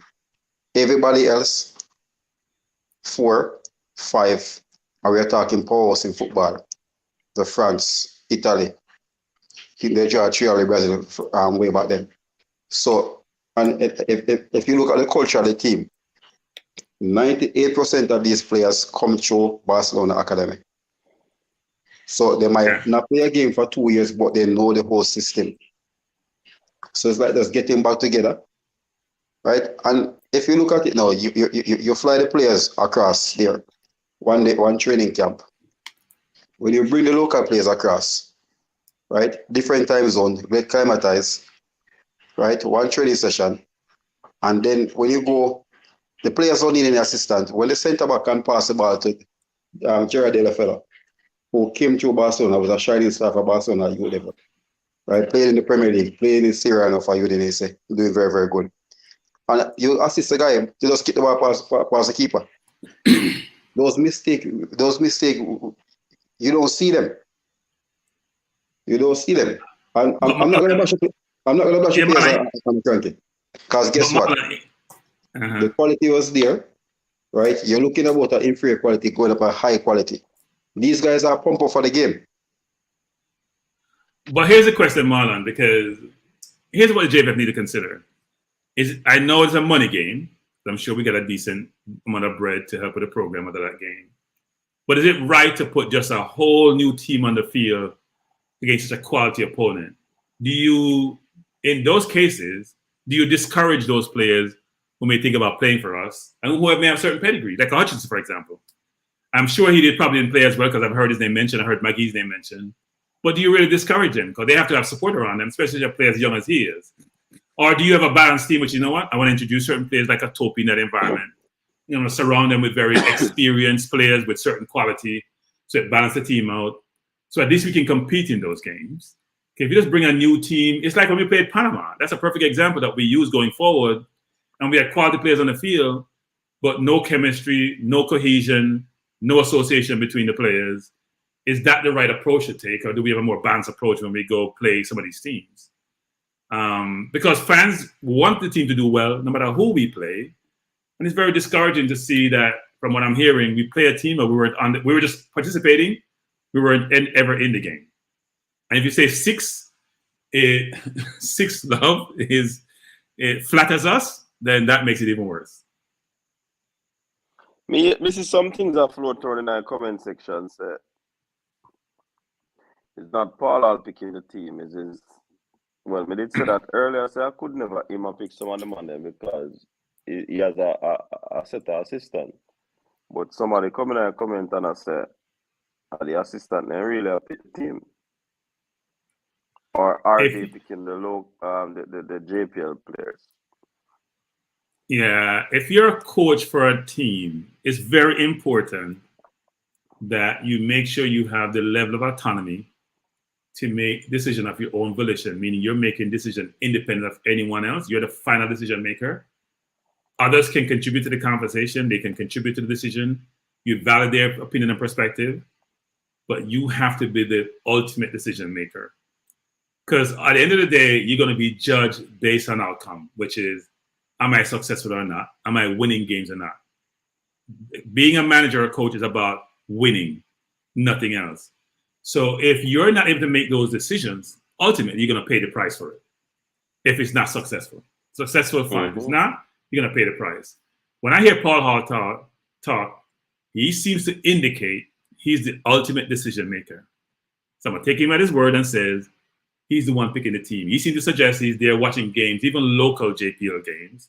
He knows the players. Whether that's true or not, it's out of his mouth that that's the case. So I'm going to take him at his word. I'm going to say he's truthful in what he's saying. And his assistants may provide their input, but he's making the final decision. And fans are very knowledgeable about their teams, about players, because they're religiously following football like I do, right? People may say, well, you have never really played at a certain level, or the coach knows. No, fans know sometimes football in and out. They study it, they watch it, they live and breathe it, especially in certain environments. They know what a good player looks like. They know a player who has potential look like. They know what a player who will never get to a certain level look like. Now, sometimes we don't get it right, but most times they get it right. And if that's the case, coach, and you pick a team or a squad, and the fans are up in arms, then have you truly got it right? Of course, we can pick team. Of course, we can pick team. But Cranky and Coach, I can assure that we as outsiders know more about the players than the coaching staff. I can guarantee that. And most of the players, they don't watch him unless they start highlighting. Right? Because Levi, look at this now. And I said the other day, Rolando Arians, yes, he's not being a part of the Huddersfield squad, but they're basically in this playoff to go to the championship, right? We were saying the same thing that probably that's the same reason why Amari wasn't named in the squad. But you have 3 players who are in playoff, and you literally name a man in it. The guy is in the final. That's common sense. I was surprised to see his name, Marlon. I was surprised to see his name, given that he's in Huddersfield setup, and they're playing Sunday for trying to get to the Premier League. So I was surprised to see his name. Yeah. So, personal question: why is he in the squad for National League? Because he didn't show up. And you know, expect the man this $120 million game for go to Premier League. Even if the guy is not a part of the squad, he won't leave. Right. And these are the questions we keep asking. Because even the day when they flew the players from Dominican Republic to Spain, the guy did us play a competition, right? The Sunday. Then you basically fly them across on Monday to play a game on Wednesday. Cranky me fly from Barcelona and when I play football, when we reach home, the captain will kill me. Yeah. Right, jet lag. But not flying business class either. They're flying coach. They're flying coach. Where it's tight. Go ahead, coach. But Marlon and Cranky, some players were in Dominica. They left Dominica. Go to Spain. Me hear say when they come back, they go Dominica. Leave Dominica, go Turks and Caicos. To come to Jamaica. What kind of flying saying that? You know why? But guess what? It's money. It's money. It's money. Cheaper way. Yeah, you know some money, but I mean a cheap flight, but that no worse for the player. Yeah. Cause guess what? It's gonna be 10 hours to Denver from Barcelona, because they have direct flight from Barcelona to Santo Domingo. Right? I flew straight to Miami Mobile. But guess what? I know when they come to Dominica, they're gonna have around 3 or 4 hours wait time to fly to Turks. Mm-hmm. So when you look at it, and I can bet that it's the same thing going across. Remember, you have a 7 hour different time zone for change, and I can tell the persons it's a different thing. Cranky, you go Asia, you go Europe, you know it's scary. Your body is transfer. I mean, come on, one day, take me a wife and me start sleeping pattern, everything change. So all these things you have to adjust to. Yeah, So it's they're not disappointing. the I mean, players. look, money is a big issue for the J. Look, I understand the JFF's dilemma when it comes to overseas-based players or overseas or the 14 parish, whatever we want to call the UK, for example. Okay, if you have 10 UK players, you got to fly them here. If you fly them business class, it's a lot of money, right? Back and forth. And if you do that 2 or 3 times in a given window, it's a lot of money. But they have to figure out a way for this to work. Because right now, we don't have enough locally developed players or locally based players with the requisite quality for us to feel comfortable about the ability to compete against who we're competing against. We have to figure out the money issue. We have to try to employ a different strategy about how we do this. Because currently what we're doing is not working. We're piecing squad together, have no time to engage, coordinate, coalesce, none of that. It has come together like a pickup team, and we get beaten and we get upset and we go back to the same thing over and over again. You got to change something. You have to change something. And it's very frustrating for everyone, I think. Frankie, I said, you see this game they play against Costa Rica, where they opened in Costa Rica because Costa Rica had the goal up. So guess what? They say, you guys keep the ball, right? We will defend our one goal. And personally, yes, personally saying that team was outstanding in the game and playing with Pinot. You're playing with that top quality Premier League defender. When you're playing with Damon Lowe and Pope, it's a different sort of pressure. It's a different pressure. Well, Marlon, people didn't rate Pinnock enough. People knocked Pinnock enough. In fact, when I first saw Pinnock play against Austria, I wasn't overly impressed. But having watched him for Brentford that's why you can't use one game in a Marlon to judge any player. Cranky, remember I said it to you, I watching the guy was playing in Vigo with Northampton. Right? He and Ali Wattix are 2 persons that I had a lot of time for. Right? And I remember I said to you, when they play Arsenal, and you said there's a lot of flaws to his game. I said it's the first game. But at the same time, he was up against Saka. Right? And what's his name again? The guy from Ivory Coast. Pepe, yeah. And he held his own. But you saw from that game, every game is improving more and more. And the guy ended up ranking the top 10 centre back in the Premier League. We had, me and my colleagues in the UK, we had a forum where we were talking about picking an all Premier League team. You can only pick 2 players from each team. And given his stats, he was one of the defenders. Right? You can't pick everyone from Man City. He was one of the defenders we picked to partner. I think it was either Van Dijk or somebody from Chelsea, because you can only pick 2 players from each team. But his stats were so good, he was one of the players we picked after. Because he's played that well this season. He's been exceptional this season, frankly. And he's our player. So, and we have a chance to get other players, Marlon, who we need to pursue. Because what we want is at every position, we have 2 players who we say are quality and can compete in this region, frankly. And I think we have the ability to go recruit those players. But the question is, can we afford those players?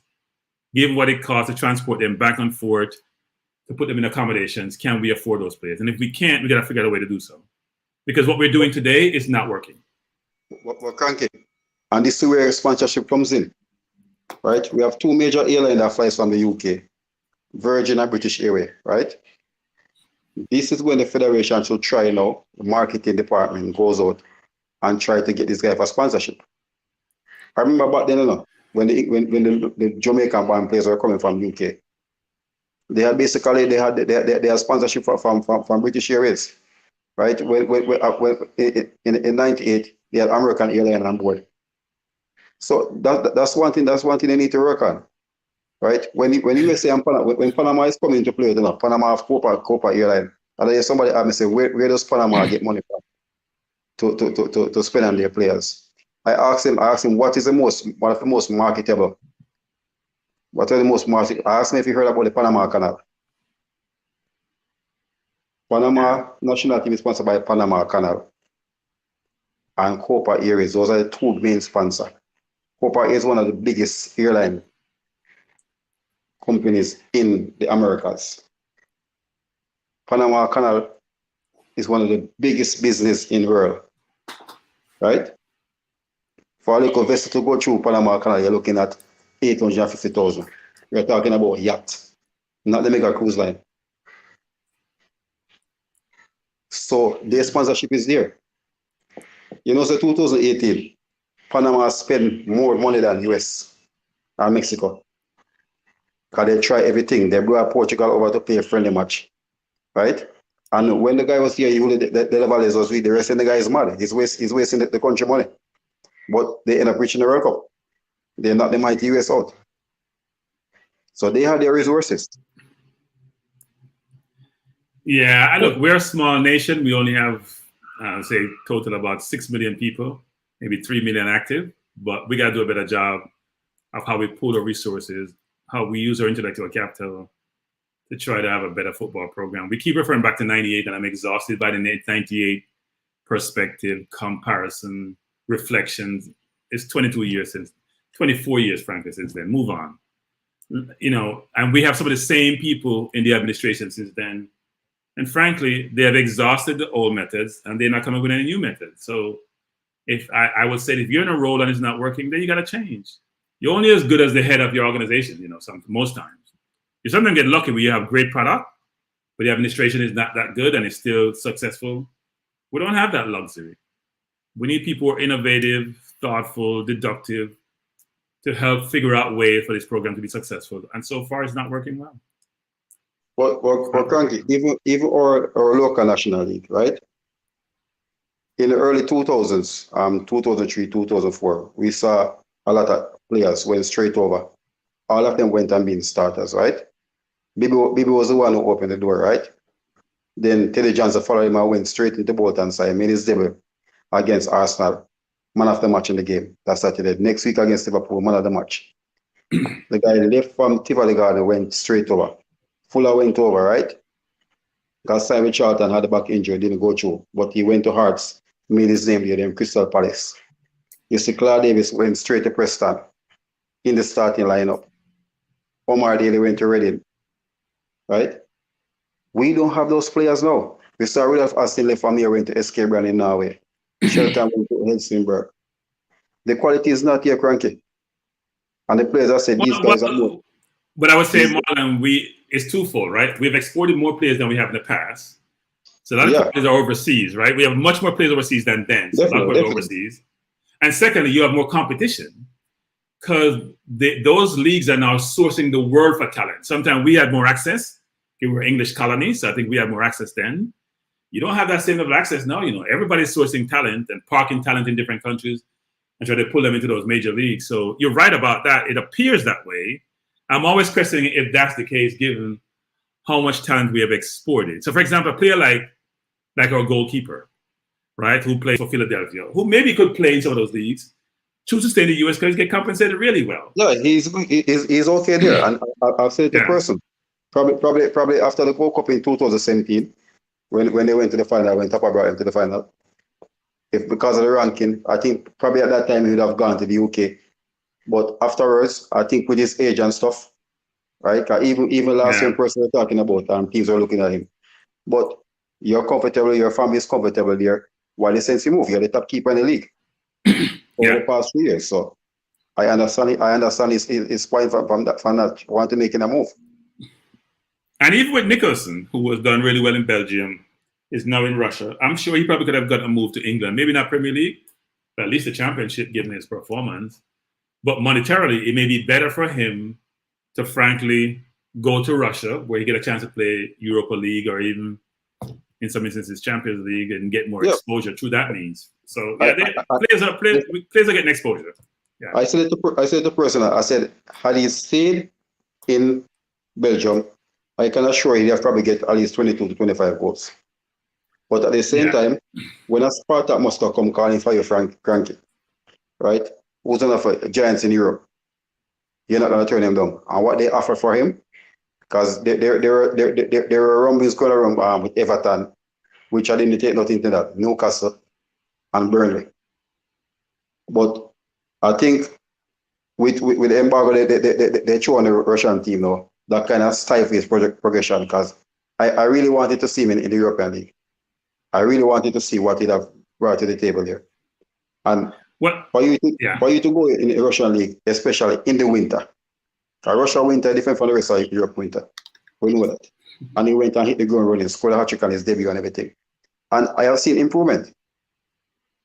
Yeah, And I he said haven't it watched himself. him play. I haven't watched him play. I'm always concerned about the level of competition, and as you say about his progression, because sometimes you can regress because you look really good in a certain environment, but the competition not where it needs to be. And for you to really, really, really differentiate yourself, you got to have that increased competition to allow you to perform week in, week out, to then be viewed by the better leagues. But I thought that would be the case if he gets into the Europa League, where we'll face some of those competition. Given the situation in Russia, that may not happen for a while. So as you say, his progress, he may score a lot of goals in Russia. The question is, how would he compete outside of Russia? And will he be having that visibility, that exposure? And what happens to players in that league and how they're viewed by the rest of the continent, given the view of Russia, which is very, very negative, right? That's the thing about it now, because as I said to somebody, I said, if he go next season and hit a 20-goal season, it's a big percentage that probably for him to get a move, probably have to just ride the contract out and get a free contract. Because you know that once you go to Russia, which is the top 7 league in the world, you go in the league. A lot of persons see it and say, "Oh, you leave Belgium to go to Russia." The Belgium league is nothing compared to the Russian league. There's no comparison. Yeah. All the powers are here. The Moscow team them are the basically powers, but they've been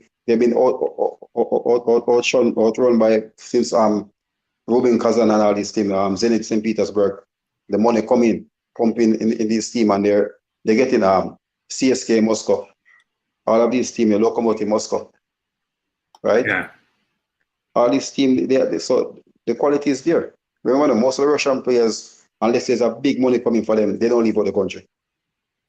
That is true. It's almost like Mexican players, right? They have a good league, they get compensated well, they're at home, so why leave? So I would agree. Back to the team though, back to the squad that was selected. Who would you have liked to see in the squad that we haven't seen, which may not be a well-known name? So the Roofs, the Antonios, the Pinups, the Moore, we know this, right? Players like a Lamar Walker, for example, I don't think it's in the squad. So are there players that, I think I'm glad to see about Jamal there, right? Paris, all of us want to see Paris because his exploit in Slovenia has been very, very good. So we want to see what he bring to the table. My main issue is the defense and the center of the middle.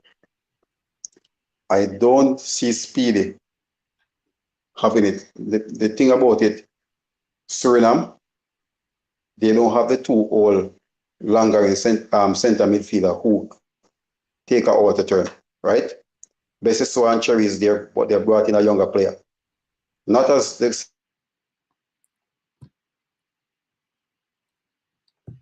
Marlon, I seem to have lost you. Have I lost you? Don't tell me that Marlon also has internet problem. He's frozen, so I may have lost him. I think Marlon was trying to walk us through some of the players who would you have liked to see in the squad and who we're not seeing. But at the end of the day, where I think I could safely say, based on some of the comments I read, our perspective I'm getting, that we're not seeing some of the players that we like to see. What I would like to see, frankly, and what I was hoping for as it relates to this squad, is that we would have identified a number of players that we're considering would be around for 2026. Those players would get their papers, they would be capped and embedded in the team. And as such, we have to worry about who we're going to have going forward, because we would have players who we think on a long basis be part of the squad, part of the team, and who we believe are the requisite quality for us to be successful. I am not seeing this from the squad. Now, maybe what the coach is doing is thinking about utilizing the Nations League as a means also. Marlon, you're back with us. You have me on this soliloquy. I was lost. I was trying to talk about what we just talked about. Sorry, Coach, you're saying something? Yeah, man. Me watch the antenna now, and the electricity is not back. So, Coach, you sound like Speed. So it means you're gonna drop. You have to drop the program now. You have to drop off then. Well, me can give another 10 more minutes and see if the battery stay for 10 more minutes. Okay. Well, you know, JPS If I don't It's the end same it thing. today, it can't go end. Yeah, we need to end. We need to end. We're not done to stay on that long, coach. I don't trust your JP now. If there's a 10 minutes and it's Jamaican time, so tomorrow that, coach. Tomorrow that. It's not today. It's not today. So we may have to conclude soon.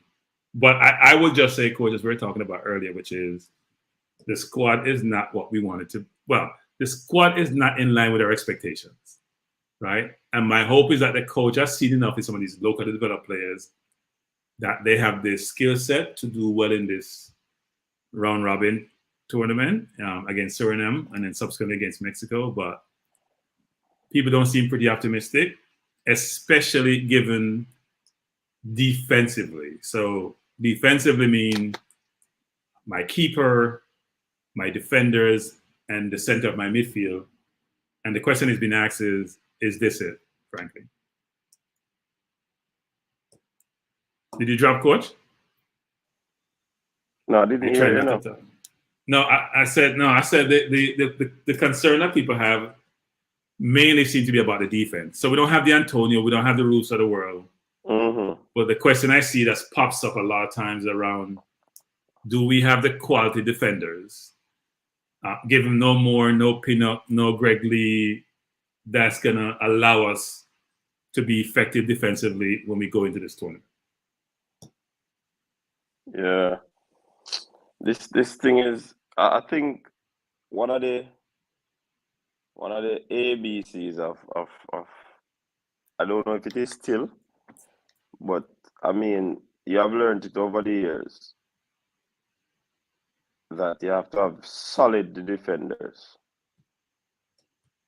And if you're going into a tournament, you have to ensure that your defense tight, because you don't want to leak like burst pipe. So to see this defensive setup that might seem short in the center, I am a bit worried. I think there is reason for concern, coach. If you look across what I call defense, which is the 6 or 7 players outside of the offensive players, the middle of the park with Speedy and Ravel, none of whom you can consider good defenders. The 4 or 5 people playing the back, given the list of people in the squad. The only good defender we have, frankly, is the goalkeeper, and maybe Lowe. But I mean good meaning the quality that we're looking for, given the level of competition we're going to face. And people that we have seen perform in the past and seen that they have the ability to do really well. Now, King has shown some potential, so we shouldn't. And Javane Brown also has some quality. But frankly, if we look at, especially in the heart of your defense, right down the middle. And that's what I said. That's what I said in the center. That's the scary part, because you have Bell, you have Campbell, you have Amari Bell, Campbell, you have Javane, but Javane seems and Aaron's. So you'd cover those sections. But in the heart, it just seems not that solid to me. And that's where they want to solidify things. Yeah, I'm encouraged that we have someone like McGee in the team. I think McGee, even though he may not be playing consistently for his club team, has a lot of potential. I think this platform, if he does play, will give him the visibility and maybe allow him to move to some places where he can get more game time. I do think the kid has a lot of potential. My understanding in the Catalonia game, he was one of the shining lights, and also was actually exerting a lot of effort, because we know sometimes he can coast on defense and energetic on offense. So my hope is that he gets game time and plays well, because I think the kid does have a lot of potential. But I can't say we are all enthused about this squad. And frankly, it's disappointing, because it's not like it's a team, coach, it's a squad. At least sometimes you have a squad and the team, you pick your first of the team pick from the list of players available. But people are not overly happy with the squad, and that's concerning. You still there, coach, or you drop? Yeah, man. I just batch you go real go down now. Yeah, it jumped from 10 to 0 fast enough. real Yeah, fast. So when, maybe yeah, you when should it maybe you reach should have. Yeah, go ahead. when it reach 10, that's when it starts to go down quickly. Yeah, so maybe we should just So conclude the when, program then, coach. Because you can't lock it yeah, up man, if definitely. that's the case. Yeah, Yeah, if my watch it dead, me can't go lock it off. So give your exactly. final thoughts and then we close it off. My final thoughts is Oh, that look. watch out. The electricity is back. So we're no longer on Jamaica time. We are actually on international time because they came back. The projected timeline for coming back, they came back within that timeline. So that's a good thing. That's encouraging.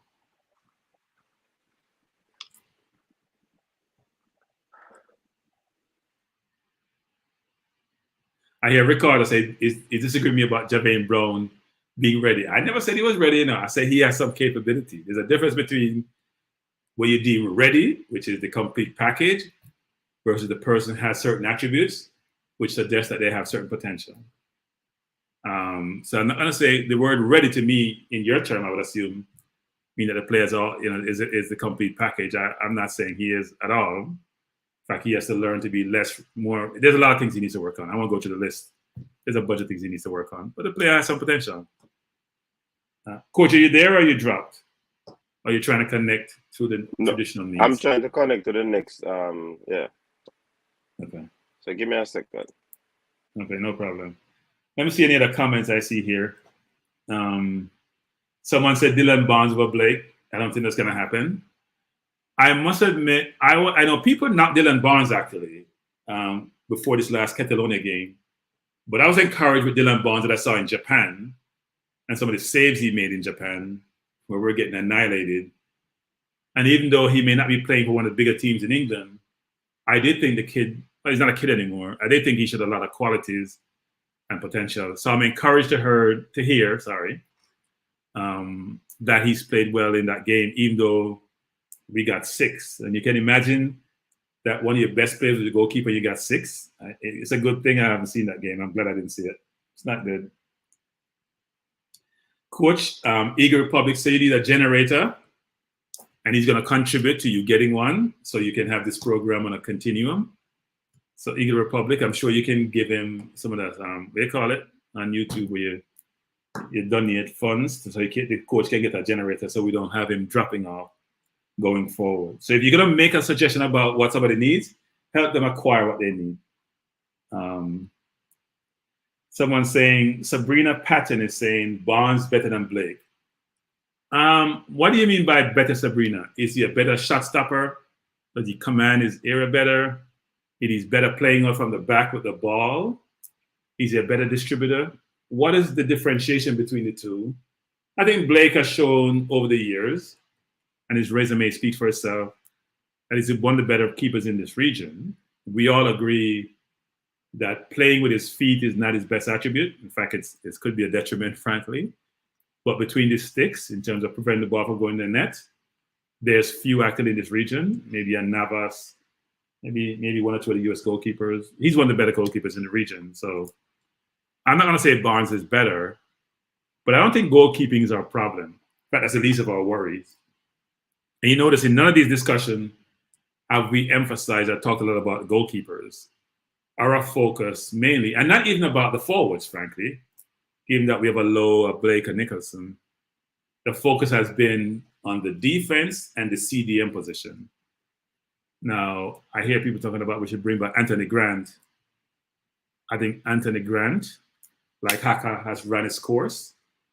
And we need to go find some younger players, blend them in, and have them develop and progressing towards our ultimate goal, which is 2026.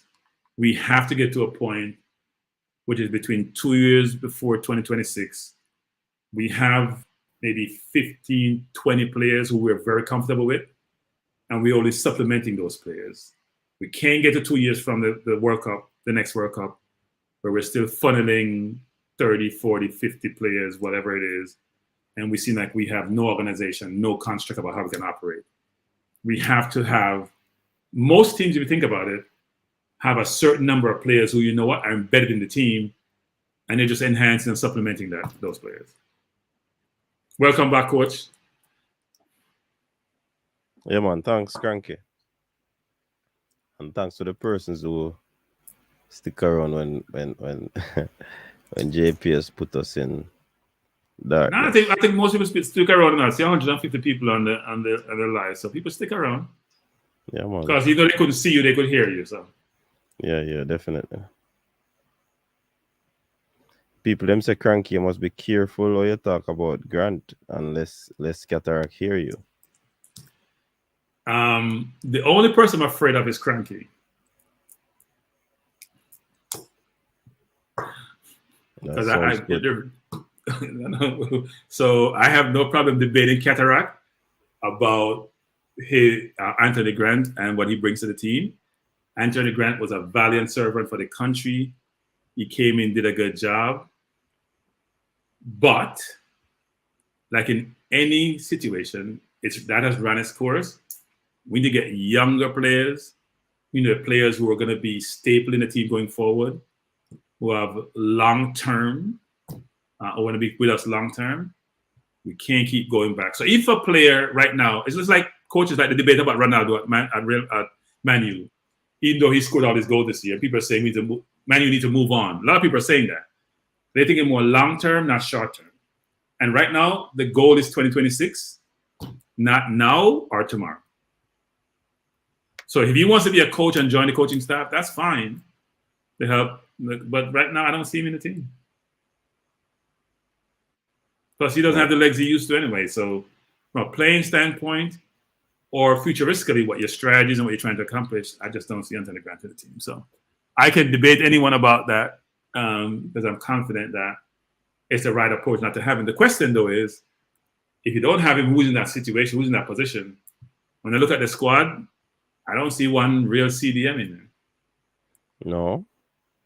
And it begs me to ask or wonder if Paul Hall is looking for not going for the traditional type of CDM or the three spots that are remaining, one will be included. No, I thought Stewart would be in the squad. I know Stewart has had a long injury list or a long list of injuries over time, so he may need time to recuperate from the season because he's been injured most of the season.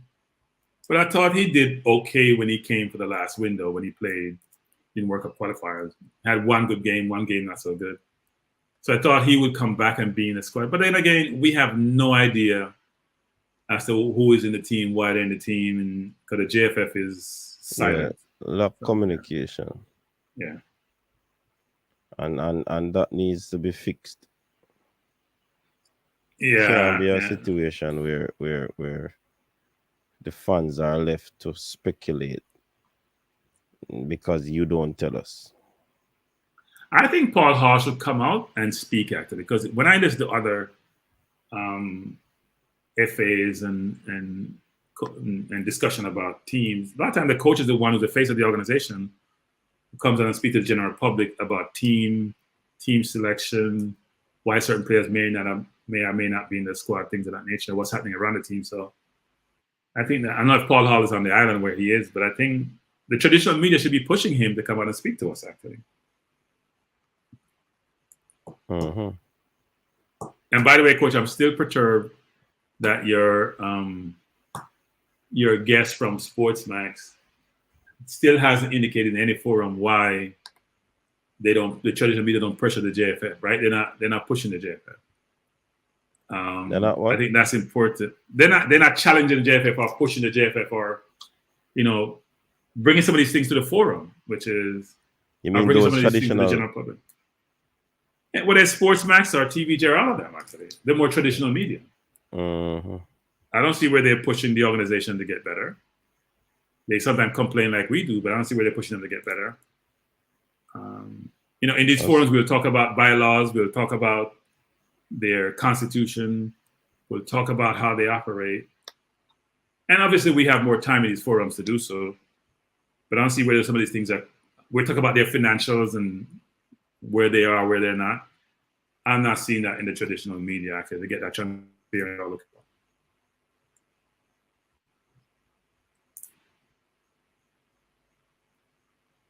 Yeah, definitely. Big up to MPEC. because they're underfunded just like the JFF, so they have some sympathy. Sabrina, we have Williams in the midfield in every game asking him to play a Conte role and Mana play like Scott in an untied midfield full time. Is Some that true players though? sit Are we on the asking bench Williams to and play a give counter someone role? else a chance. Huh?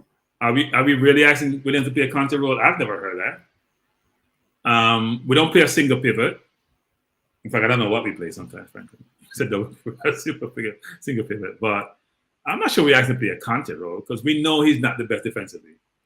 Conte is an exceptional person who can win the ball back, track the opposition, but I'm not sure exactly what we ask him to play. We just ask him to play. He's just a midfield player who's a decent passer, decent on the ball, but defensively, sometimes he's challenged. So I don't think we're asking to play a Conte role. The problem I have is neither he nor Ravel are truly very good defensive midfielders. Defensive, they're good in progress in the ball, but I'm not sure defensively they're what we need, frankly. Mm-hmm. So where is that destroyer in the middle to really take the ball, start the play, clean things up? I don't know where that person is. At least in the squad anyway. They will say Anthony Grant. Anthony Grant has no. Have you guys watched Anthony Grant play? He can't run.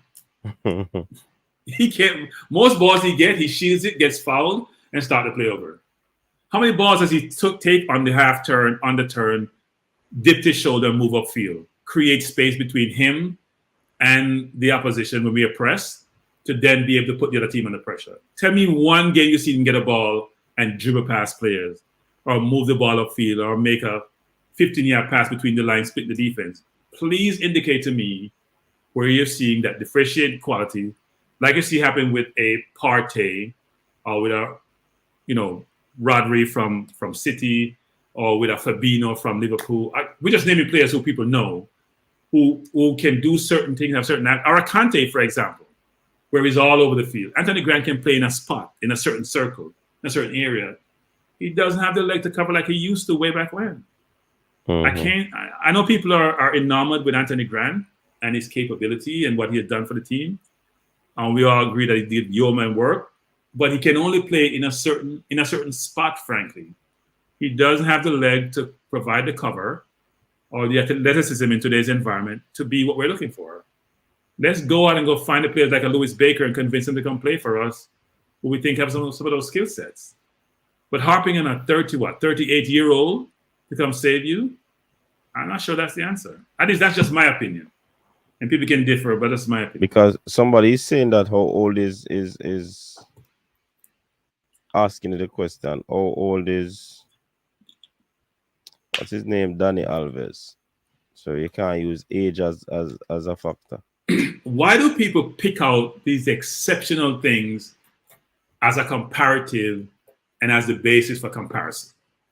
Danny Alves is a bit player at Barcelona. He came back to help them because they go through their problem. He's a bit player at Barcelona. He's not a regular player at Barcelona going forward. And in fact, Xavi may not have the team going forward after this year.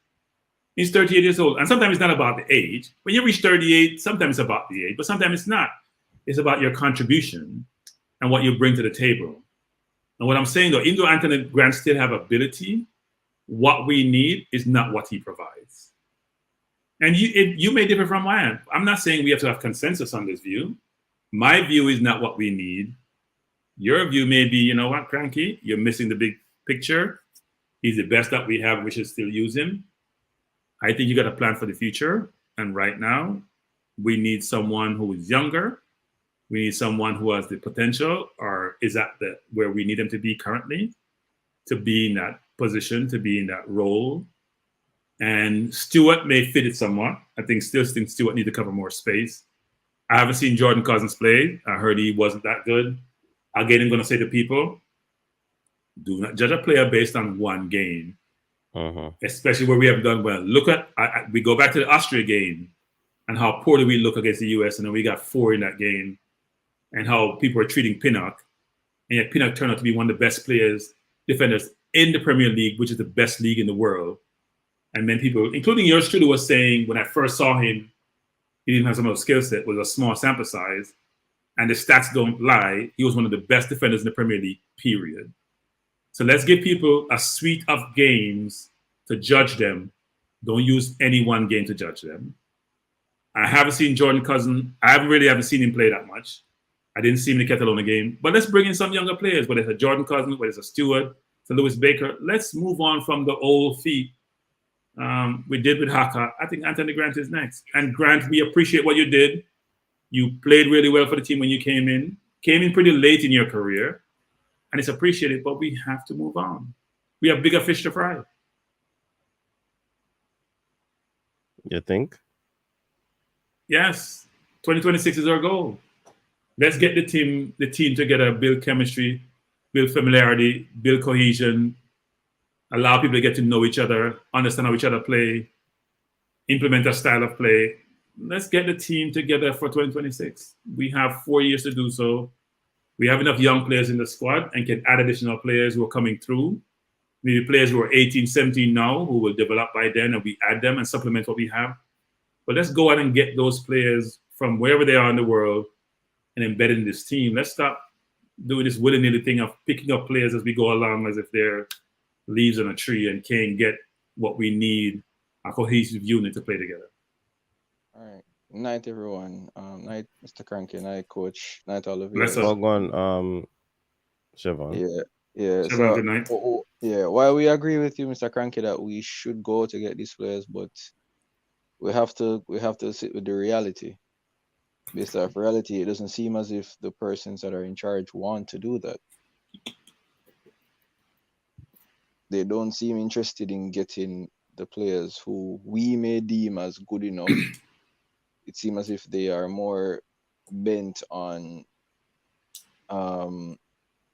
putting the players that they believe are good enough, which we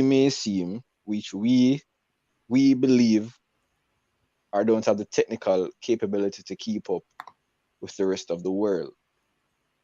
So while we're here every day, we keep saying the same thing. Hey, we want to see these players. It's obvious that those persons may not have that in their particular plans. Right. So I think the next notion, I think the best motive for us, the next move for us is to find out why is it that these persons don't want those particular players. Because honestly, because I said it to Formula as well, even before the Catalona game, when I saw the squad that was announced and I saw the Catalona team, I was saying to Formula that we'll have to be careful of what the motive is for that particular game. Because I was fearing it and it happened. And I think Coach had alluded to it earlier as well. We don't want to, not Coach, Marlon had said it. We don't want to play the game and we get drubbed as what we were, and the players lose their interest. Because if you look at a player like Omari Hutchinson, he's not a top class player right now, but he has the potential to be, and he's playing at Arsenal. So looking at that now, England can simple go to Omari Hutchinson now, you see? You decided to go play a local full game with Jamaica, and look what happened. You almost looked as though you were lost. Johnson Clark Harris, you can't blame, because he never had any service the entire game, because the midfield, again, we seem to have an issue with midfield, with progressing the ball from defense to attack. And it happened again each single game during Paul Hall's reign. We have seen where that has changed somewhat, but we're still seeing the same issues happening over and over again. I know Anthony Grant is age-wise, he is older. I'm pertaining to Kevin Stewart, he seems to be having some fitness issues right now. And I'm not sure why Paul Hall still doesn't want to call a traditional CDM. It could be a situation where he wants to change. He doesn't want to play with a traditional CDM, as what you alluded to. So we know the players are out there, but they're not being called up. So that's what we have to find out, is why they're not being called up. So I think that's what we should really focus on right now, is to find out why. All right. We have a call online. Caller, go ahead. You're live. MPEC, to be All right. specific. Good night, coaches Dex. Night, sir. Good night, viewers. Both the silent listeners. Night, Stan Cranky. All right. My question is to Stan Cranky. All right. First question, Stan Cranky, if he's hearing me. I can hear you. Know the significance or the importance of the Nations League? I assume the Nations League, the goal is for teams to qualify for the CONCACAF, for the Gold Cup. I'm not hearing him quite well. Is the objective to use it for teams to qualify for the Gold Cup? Right, that's correct. So, while it is important for building, and I solely believe in building for the future, I like to see young players being integrated in the squad. But given the significance of the Gold Cup, mark you, we might not see Anthony Grant again, but I'm saying we could have used them just for the Nations League to fulfill that that last kind of send off. All right, we could see it as a send off for him basically, but at the same time, it would help us in achieving our immediate objective. So, having said that, my second question for you: if not Anthony Grant, then who? You mentioned young players. Kevin Stewart is not so young, by the way, you know. When I think of young players, I really think of players 25 or younger. So if not Kevin Stewart, if not Anthony Grant, then who would you integrate? Who is available for us to integrate at this time with the quality? So Kevin Stewart is 28 and Anthony Grant is 38. No, man. Anthony Grant is 34. He's 30. No, I'm sorry. 34, 35. Whatever his age is. No, so man. Anthony Grant will 34. Mariap is 35. So he will not play in the next World Cup, right? There's no way Anthony Grant will play in the next World Cup, correct? I totally agree with you. Especially given he doesn't have any legs. My concern with Grant is not just about age, you know. It's about his legs and his mobility in the midfield. So you guys can, maybe Shaban can explain to me, you can explain to me. You need if you're going to play a single pivot, you need a CDM who can cover ground. Can Anthony Grant cover ground? When you see him play, he uses a lot of intellect when he plays. Very smart player. Can he cover the acreage you need to cover to then protect your back two or back four and progress the ball upfield? How many balls does he really progress upfield? How many balls you see on the half turn? How many balls does he dip his shoulder and get rid of a man? How many times you see him really can track a player with this required speed and coverage to do so? Maybe Paul Hall's going to play 3 at the back and use 4 across. So therefore, he doesn't think I need a traditional CDM. I can play Williams and Ravel deep and play McGee in front of them. Maybe that's his thought process. And I'm not saying we have a ready-made replacement currently, but I can see the rationale as to why he's not in the squad. So I know there's a lot of people out there who advocate for Anthony Grant, but I can see why he's not in the squad. I'm not really advocating for Anthony Grant per se. I'm advocating for Jamaica's football. That's my focus.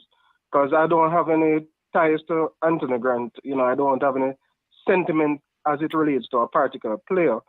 My sentiment lies with the Reggae Boyz.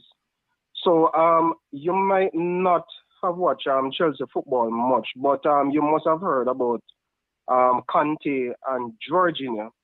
Can you explain the role between a Conte and a Jorginho in the Chelsea setup? They're two totally different players. Jorginho is an exceptional passer of the ball. Anthony Grant is not an exceptional passer of the ball. Jorginho can pick you up from any place, from any position. And frankly, he moves the ball pretty quickly. He doesn't lose the ball. He's always progressing the ball. I don't see that in Anthony Grant. Conte, frankly, can play box to box. even though people feel him as a destroyer like a Makelele, he actually goes forward much more than people think as a more complete footballer. Jorginho doesn't really have the athletic ability, but when he gets the ball, he gets to his destination pretty quickly. He moves the ball pretty quickly, and he moves the ball around really well. So you can't compare Anthony Grant with a Jorginho. They're two different players in terms of their ability on the ball. All right. I'm not really comparing, but I'm the point I'm getting at, I'm stating roles. You will have a Conte that covers a lot of ground, lot of ground, as opposed to Jorginho, which is pretty just cover small area. So in the Jamaican setup, if we have a player like a Ravel Morrison or a Daniel Johnson or whoever it is, covers a lot of ground while Anthony Grant stay right there, shielding the back line and doing the dirty work. Don't you think it will work for us, given our dilemma defensively? Look, in the immediate... Go ahead. Shabba. Yeah, I think I understand what Mr. Cranky is saying in that particular regard. The days of we just having somebody just sit in front of the defense and just don't move. I think football has evolved from that. You need a defensive midfielder that's really and truly going to be mobile. You have to have a defensive midfielder that's going to be mobile, because you have the coaching nowadays. The coaches nowadays can easily pick around that.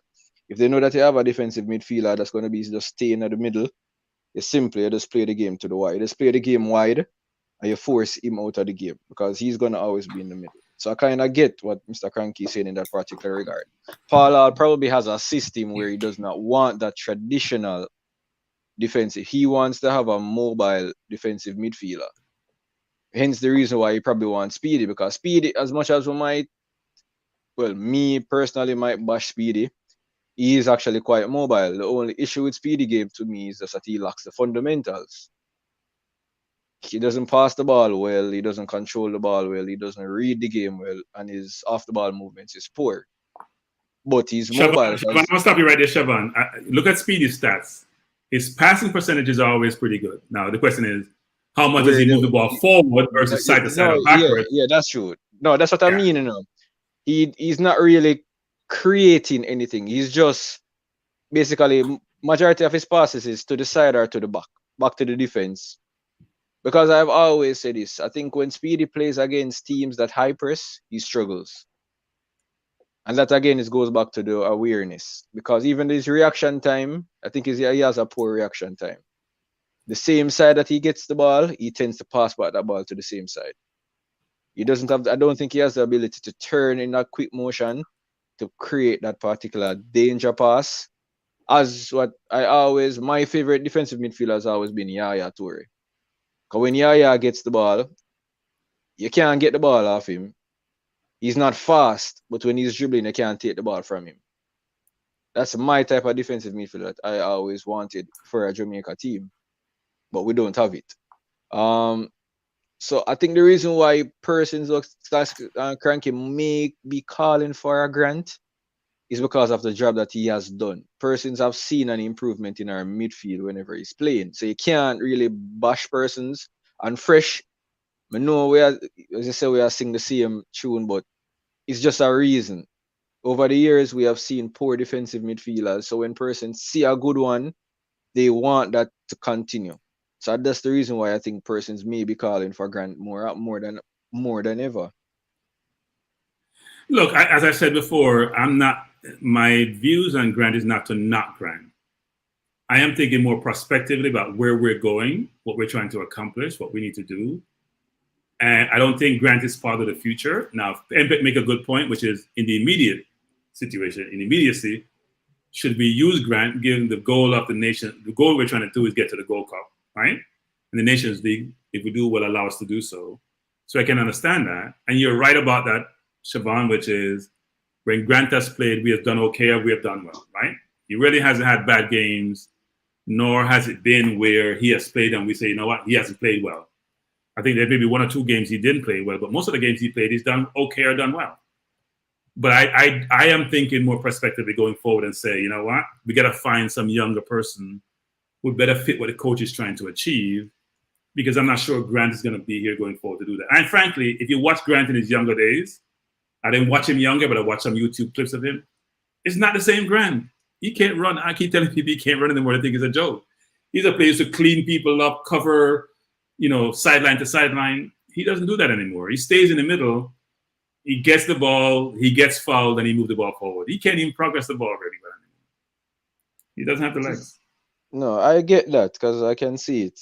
He tries. You can see sometimes when he's playing for us, he tries to be more mobile, but then he gets caught out. I'm not sure. A person can speculate as to why I won't. No, the brain is willing, but the flesh is weak. Yeah, basically. But the brain telling him what he needs to do, and his body says, "No, you have done that before. You can't do it anymore." That's the way. That's the way I view it. Actually, you don't have the legs anymore. And look, we all appreciate what he has done because he's done well since he's come to the team. So we all appreciate that. Boy, it's just... my final thing on that, Stan and coaches decks. I think Grant could have been included to do a job just for this tournament. Notice, I don't know if anyone noticed, but in the very first game of the last campaign against Mexico, the Mexicans were getting very, very frustrated. When Topper subbed Grant, I could see a huge sigh of relief on the Mexican faces. And not even 2 minutes after they scored, because he was just blocking all the channels and pushing them wide, and they were really frustrated. So if he's there doing a job and we get in the job in the 3 points, I don't see a problem. So MPEG, I know people have expressed that narrative, and I'm not gonna say Grant didn't do well in that game. I'm not gonna say that when Grant came out, we didn't give up the goal. But if you watch that game, Mexico should have been out of sight. The clear header missed in the first half by the kid when Lowe missed the header. The ball almost on the 6-yard line where the kid didn't score the goal. They had a bunch of chances to score. So I know we give credence and saying, you know what, Grant came out the game we lost. But go look back at that game and the chance that Mexico got. They should have scored much more goals. And I know it sounds really good in hindsight to say, you know what, he may have been the one why we did so well in that game. If you watch that game in totality, yes, he got fouled a lot. But how much ground did he really cover in that game? And how much did he progress the ball in that game? The problem we have is our midfielders can't get the ball from the defense, because sometimes the defense can't find them, so they go long, and take that ball and move it up the field and move it to the forward line. The only person nowadays who does that is Ravel, frankly, because Speedy doesn't do it enough. And then when McGee's in the team, McGee can turn. If you look at McGee play, that's why I like McGee. Again, in the Costa Rica game, that goal we scored when he got the ball, turn, that means the whole people behind him get dismissed, play the ball out wide, and the ball got in the box and we scored. That's what I love about midfielders that differentiate themselves and can put the other team on the defensive. Our midfield doesn't create those situations. And that's why I like Ravel a lot, because I think Ravel has the ability to split defense, dribble the ball, keep the ball. We need more of the players with ability. And I think even though Speedy may not be rated a lot by players, Speedy keeps it simple. Defensively, he needs to improve, but he keeps it simple. And frankly, he's too old to improve now. So it is what it is. Well, Cranky, remember, Speedy is actually an attacking midfielder. I know, but we play him deep. We play him deep, right? We don't play. We play him deep. We don't have any defensive. We don't have anybody who fit the mold of the, not even say traditional, but the contemporary CDM. Because if you think about contemporary CDM, just think about Premier League is what we use as an example. Whether it's a Conte and Jorginho at Chelsea, whether it's a Partey at Arsenal, whether it's a Rodri at Man City, whether it's a Fabinho at Liverpool, whether it's a Luis at Aston Villa, all those teams. Just think about those CDMs and how they play, all in the ability to move the ball forward, right? Even though they have defensive duties and they can cover up defensively. We need what I call the total midfielder, not a one-dimensional midfielder. And we got to go find them because we got to go develop them. I think I was just about to allude to that. I think we have an issue because remember what I said earlier. When I watch our team playing, the one thing that comes to mind, some of the simple fundamentals were lacking. Because when you look at team plays, honestly, when you look at them, some of our players, when they're heading the ball, they look awkward. When they're passing the ball, they look awkward. When they're controlling the ball, they look awkward. So I think we put so much emphasis, so much effort in trying to do the simple things that when it comes on to doing the necessary things to win the games, it's an issue. Because we're lacking the simple stuff. I don't know if I'm the only person that sees it when we're playing, and it frustrates me. I don't know, because I watch a lot of City games. Probably if I was a Man U fan, it wouldn't hurt me as much. Well, City can't be the criteria or the basis for anything because they're just exceptional, right? They have exceptional players. They rarely ever lose the ball. They run all game. They're the best team in football. I know people love Liverpool and Liverpool fans may not like this, but to me, City is the best team in football, period. And it's very obvious how they play, right? They have 2 players in every position. It's hard to do a comparative with City. I like to use more realistic comparisons. For example, maybe Man U is a realistic comparison. I'd like to tease Man U. Honestly, I just did that to throw shade at coach just now, because I wouldn't even look at it. Well, yeah. Maybe my team is a better comparison because we need help. So, Cranky, please. I mean, we finished about Man U, and we have the youngest team in the league. That's all I say about that. No, that's why I wouldn't say Arsenal. Because Arsenal doesn't play bad. If we're being realistic, Arsenal doesn't play bad. Hold on. You finished MPEC? Yeah, sorry, finally, I just want the panel to tell us which suitable replacement we have available if we don't call Anthony Grant. Because in my opinion, I think the closest to what we want would be Kevin Stewart, and I'm not really that impressed. Maybe I'm too greedy, but I'm not really that impressed. I'm not seeing that CDM that really impressed me. So can we hear some young alternatives, and then we can move forward? That's my contribution. All right, MPEC. Pick up yourself. All right. So who want to take that question? Shema, you want to take? I'm thinking of CDM. There's not a ton of them out there. In fact, most teams struggle with getting quality CDMs in football, period. Not just our national team.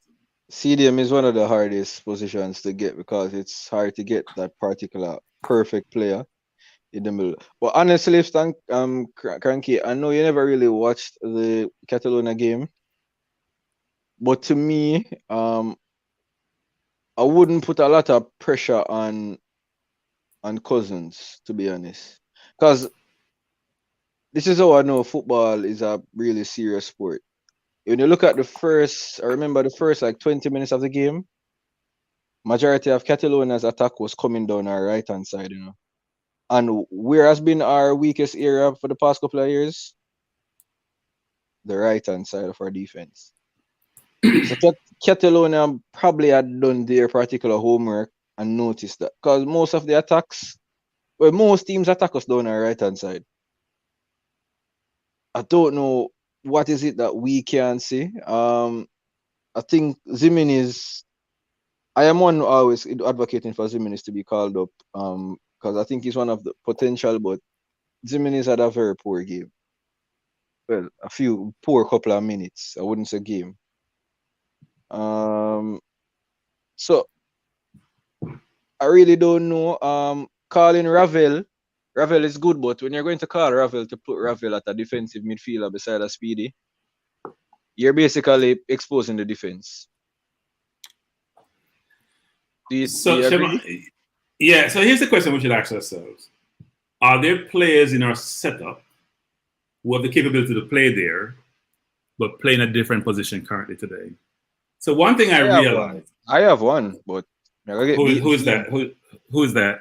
I get beaten for him, so I'm not say it. Because I see him to keep the ball and play under pressure and move the ball quickly. So who do you have who have some of those capabilities and the skill set to do so. I am not going to say it because Well, you can't throw it out. Say you have one a day. No, you They can't do just- that. You can't do that. All Shema, you right, can't do all that. right, all right. I honestly, the player to me, I would put there is Damian Lowe. I don't think. Go again. Go ahead. Well, Damien, I'm not sure Damien wants to play there, right? 'Cause Damien played in Japan. I thought he did okay. Some people thought he was all over the place. I'm sure Speedy does not want to play defensive midfield. If you ask Speedy if you prefer attacking mid or defensive, I'm pretty sure he's going to say attacking mid.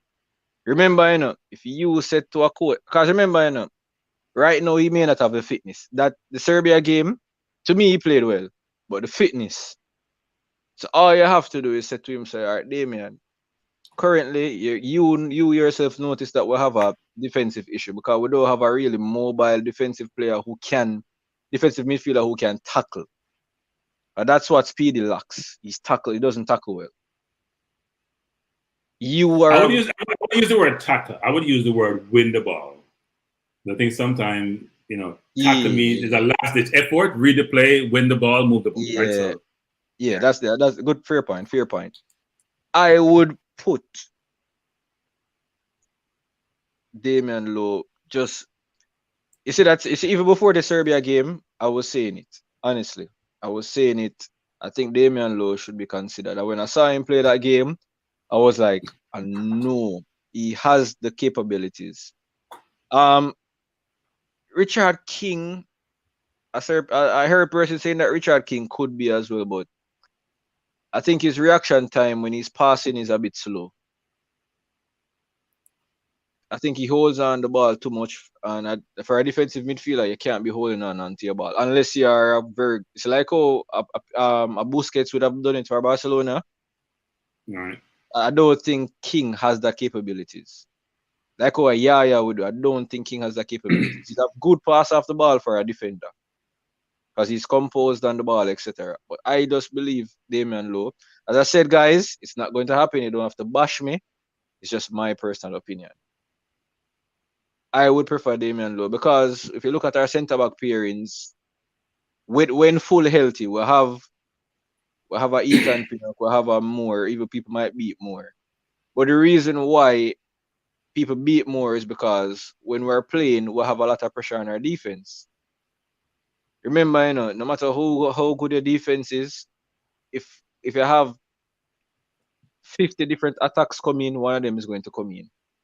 Because he's going to be under constant pressure and he's going to have to be constantly looking over his shoulder, watching line, etc. So that eventually will happen. So what we need to do is solidify our midfield. Let the midfield be the first course of defense. That's just my opinion why I thought Damian Lowe. You can go now. Yeah, so someone's saying that no, sir, Damien. This is Ricardo Baggio. Baggio retired a long time ago. Say no, sir, Damian Lowe is not technical enough, brother. Well, look, the question. They're even saying he's gonna get a lot of red card. Maybe he'll get less red card because he's not making a last ditch tackle. Okay, that's your card because you'll have cover behind him. But here's the question we should ask ourselves. The first question is, given the composition of this squad, who would replace him in the center of the defense, right? So it's a challenge if you move him from the center of your defense. He's the only experienced person in the squad in the center of the defense. If you're moving out, then we have raw talent in the back. And even though he'd be protecting them, that may not be good, right? Because you need that person to communicate between the rest of the team, the goalkeeper, and going forward and be the organizer back there. And even though you could do it from a CDM position, I think Lowe is needed probably in the defense. And secondly, I would ask Ricardo, though, if you think about all the attributes of a CDM between Grant and Lowe, I know most people would say Grant.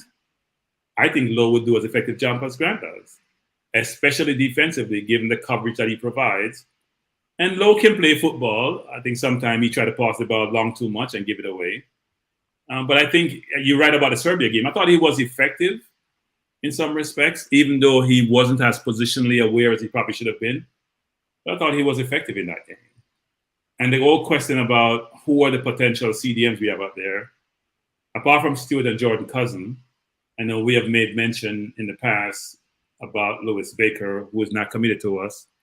We have to go try to source those players. We have a bunch of players with Jamaican affiliation overseas, not just in the UK.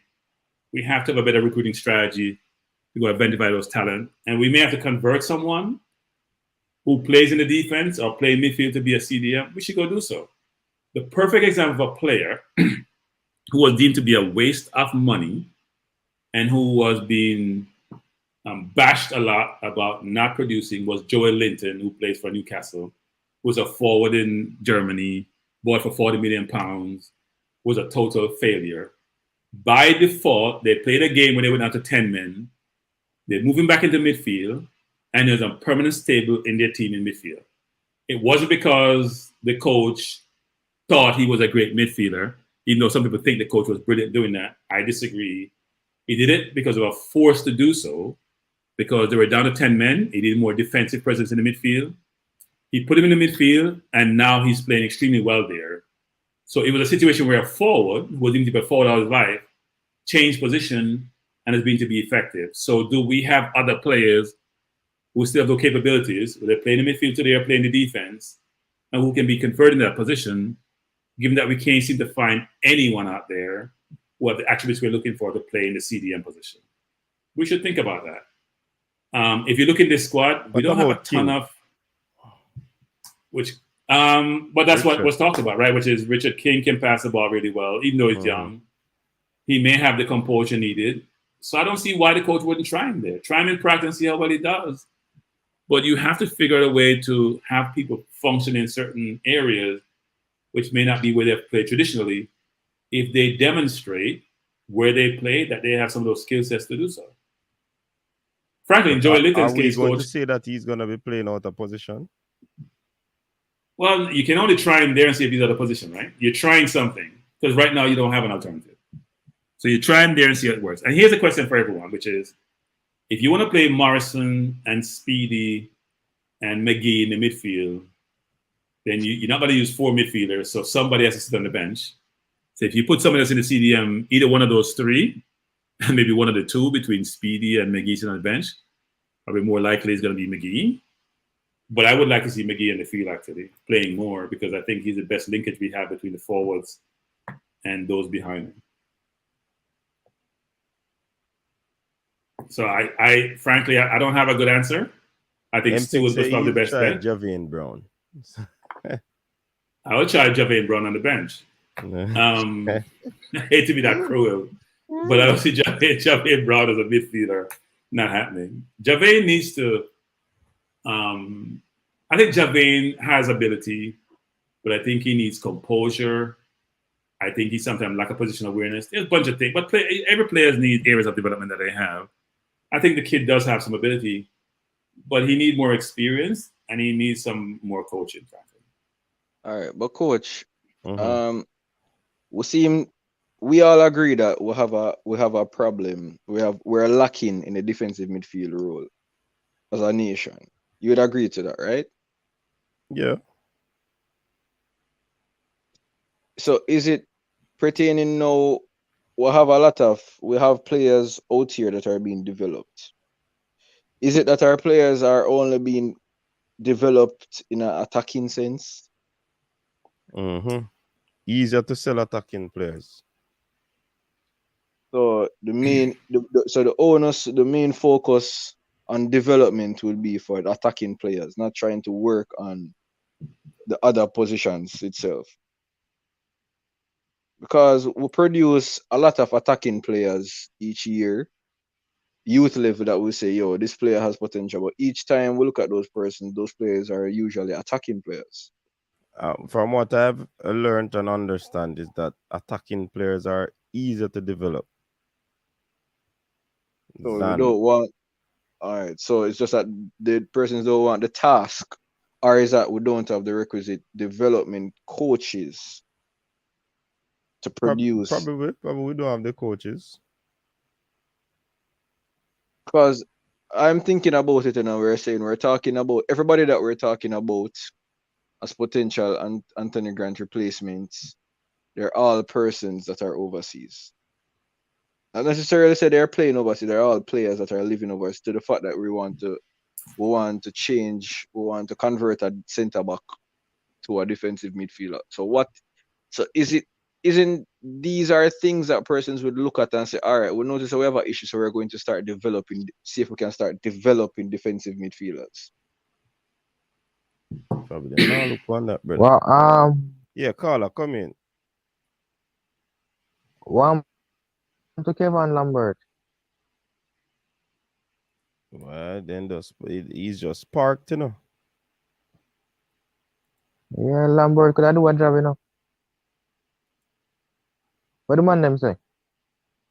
Well, I think say if him did continue at the national team, him probably would have get developed. But again, the national team is not should not be used for development. So I guess he's not displaying all of that whilst playing in the USL. I think what killed Lambert was that job. And as bad as thing, you know, Michael Hector could have do a job as well. I think we are gonna do Hector, what do you call it now? Disservice, injustice. If we allow Hector to play that position, trust me. I saw Hector. I will say this. I saw Hector up close and personal at the Gold Cup. I think Hector did a good job. I didn't think Hector. Yes, he was at CDM. He was playing with Speedy. Okay. And I thought he got pulled out of games. He shouldn't have got pulled out of games. I thought he did a good job when the games he played. He didn't play in the later games. And I thought he got undue pressure or criticism for the role he played when he played there. I was one of the people who used to knock Hector, frankly, way back when. You remember, Coach, when I first joined, I just thought Hector shouldn't be anywhere close to the national team. But the more I saw Hector play, I thought Hector did a decent job when he was in Orlando, when I went to Orlando to watch him play. And I don't think we have a better. I think Hector is better than Anthony Grant. Now, most people will probably disagree with me, but when I watch them play, I'm telling you, Grant doesn't cover enough ground for me. And I thought Hector did a halfway decent job. But the problem that we have is, as we're all saying, we can't find quality CDMs, frankly. So I'm saying Hector should play versus what we have. That's not a good thing. We don't have enough quality CDM. Hector can do a job. He can do a job. He can do a job. No, he can do a job. Hector, all right, Cranky. I remember once I was at the National Stadium. Yeah. I think it was the Gold Cup match that played against Honduras. Right. And I was watching the game and I was saying, yo, Hector play good enough. And then everybody I said, brother, you mad? Hector would try. And then when Hector came off, you saw the pressure of the Hondurans starting coming. I mean, if I say like, and me alone, like legit, sister Hector literally was. So I wonder if it's that Jamaicans don't fully understand what the role of a defensive midfielder love because he made mistake, brother. So yeah, the problem with Hector, he makes this pronounced mistake. They're not just mistakes, you know. Especially he makes mistakes like David, like how David Luiz used to make mistakes. That's the kind of mistakes. Mm-hmm. You know, it's so obvious. You know, like David Luiz would give away a penalty, or Xhaka give away a penalty with just like nonsensical decisions. Now, I don't think he has made him up. He didn't make them in the last round he played in, and he seemed to have a problem with the JFF because they hasn't called him back. But I thought he did a good job. I'm telling you, go watch those games again that he played in Orlando, and how he was making 30-yard passes on the dime to players. I thought he played well. To me, Hector is a better defensive midfielder than Speedy.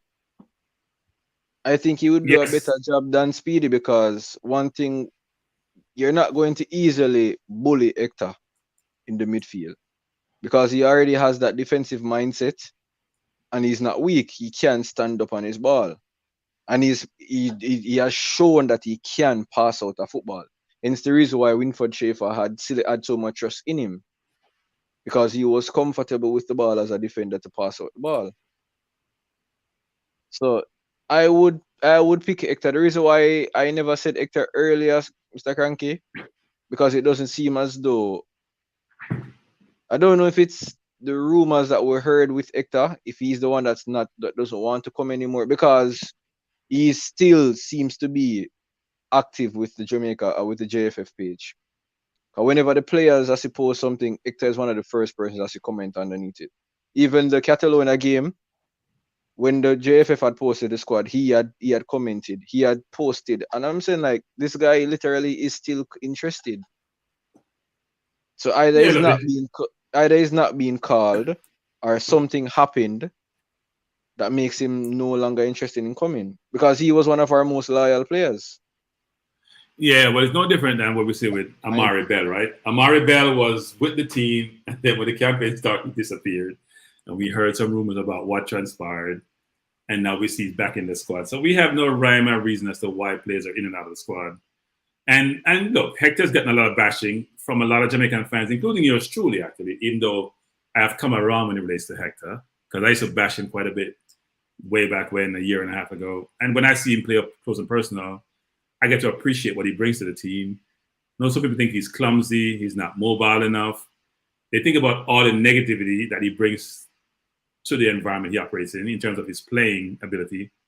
But he also has some positive attributes which the team can benefit from. And frankly, what we're comparing is what we have today. And frankly, I don't think we have any person who's right now better than him to put in that situation. People say, well, Speedy's not a CDM. Well, he's playing in the CDM position. Whether you're deemed to be a CDM or not, that's where you're playing. So you have to be judged accordingly. But is he playing good in your opinion? Can I say something? Yeah, man, go ahead. Yeah, go ahead. Go ahead. What about Liam Moore? Liam Moore? As a CDM, Yeah. and I've never seen him play there, so I can't provide a perspective on him in that position. You would assume that some people who play in the center of the park in today's football, who are ball-playing center backs, can probably evolve into that role. But is Liam Moore truly a ball-playing center back? That's the question. He's more tackler to me. Yeah, he's a more traditional center back than a ball-playing center back. As you would see, some center backs, you could see the easy transition from center back to CDM, given their passing ability and their movement off the ball. I have never seen him play there, nor do I have a view that he would sit there. But I'm going to go back to my original comment about Joey Linton. I never considered Joey Linton to be a midfielder. Couldn't ever envision it. So we can all be wrong in terms of where a player may fit eventually, even though we haven't seen him play in a position. So I couldn't say no, but I couldn't support that either.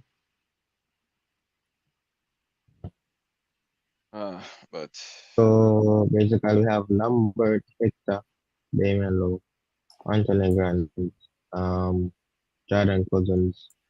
Who else? I haven't heard us mention Haka, by the way. Cranky.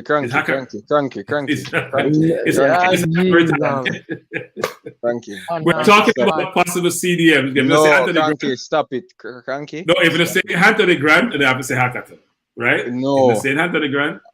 Haka's retired. Haka's retired from international football. Oh, he has retired. Okay. Well, Grant has retired apparently. No, I am hoping.